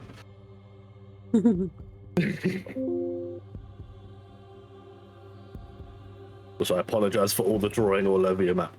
No, this is fine. You guys are good. Sorry, I'm getting called away. I will try and quickly link it. You guys can... I don't want to cast it. I want to show it. Let me show it. Display. If you just click the... Compelled Okay, Duel is I a will be right one-on-one back. spell. So, I apologize. I need to quickly go. What? But that is an option where if we ever need to, I can do a compelled duel real quick on an enemy, and if they fail, well, suddenly they don't really want to focus on anybody else but me, leaving them open to other people. I can stab a kidney. I mean, I think we have a good plan. I think, what is that line? You know, no plan survives first contact. So I always feel like I thought you were not, gonna say everyone has a plan until they get hit in the face. that too, maybe, you know, same thing. But it's like, I feel like you can kind of plan an initial attack, and then after that, the chances of being able to implement a second phase are so low, it doesn't make tons of sense to... I was also going to go with the CW thing of make the plan, execute the plan, expect the plan to go off the rails, throw away the plan. Yeah. No, so I think if we Different can get down here, stealth in, take out that top, get this back level, you know, I think that is a great first start, and then, you know, take off the closer ones and then the back ones. And I think beyond that, it's not going to go any way we plan. So, you know, if we want to lay down traps, great. This is just me doing this so that my brain knows what we're doing. So I can remember next session. I imagine next session there'll be a moment of us going through a little bit of this again to just refresh our memory. Yeah. So don't feel like you need to be pigeonholed tonight to know what to do next time. And I think that's the other thing, is I think the more plans we make, the less we're going to remember the main ones. Yeah, maybe make an outline with beats of like what you want to try to accomplish. That's why they're in different colors. Oh, I see. Listen, I will also say that, like, if I can get into a tent with somebody, I have instant critical attacks. And I'm a rogue. That hurts. That hurts a lot.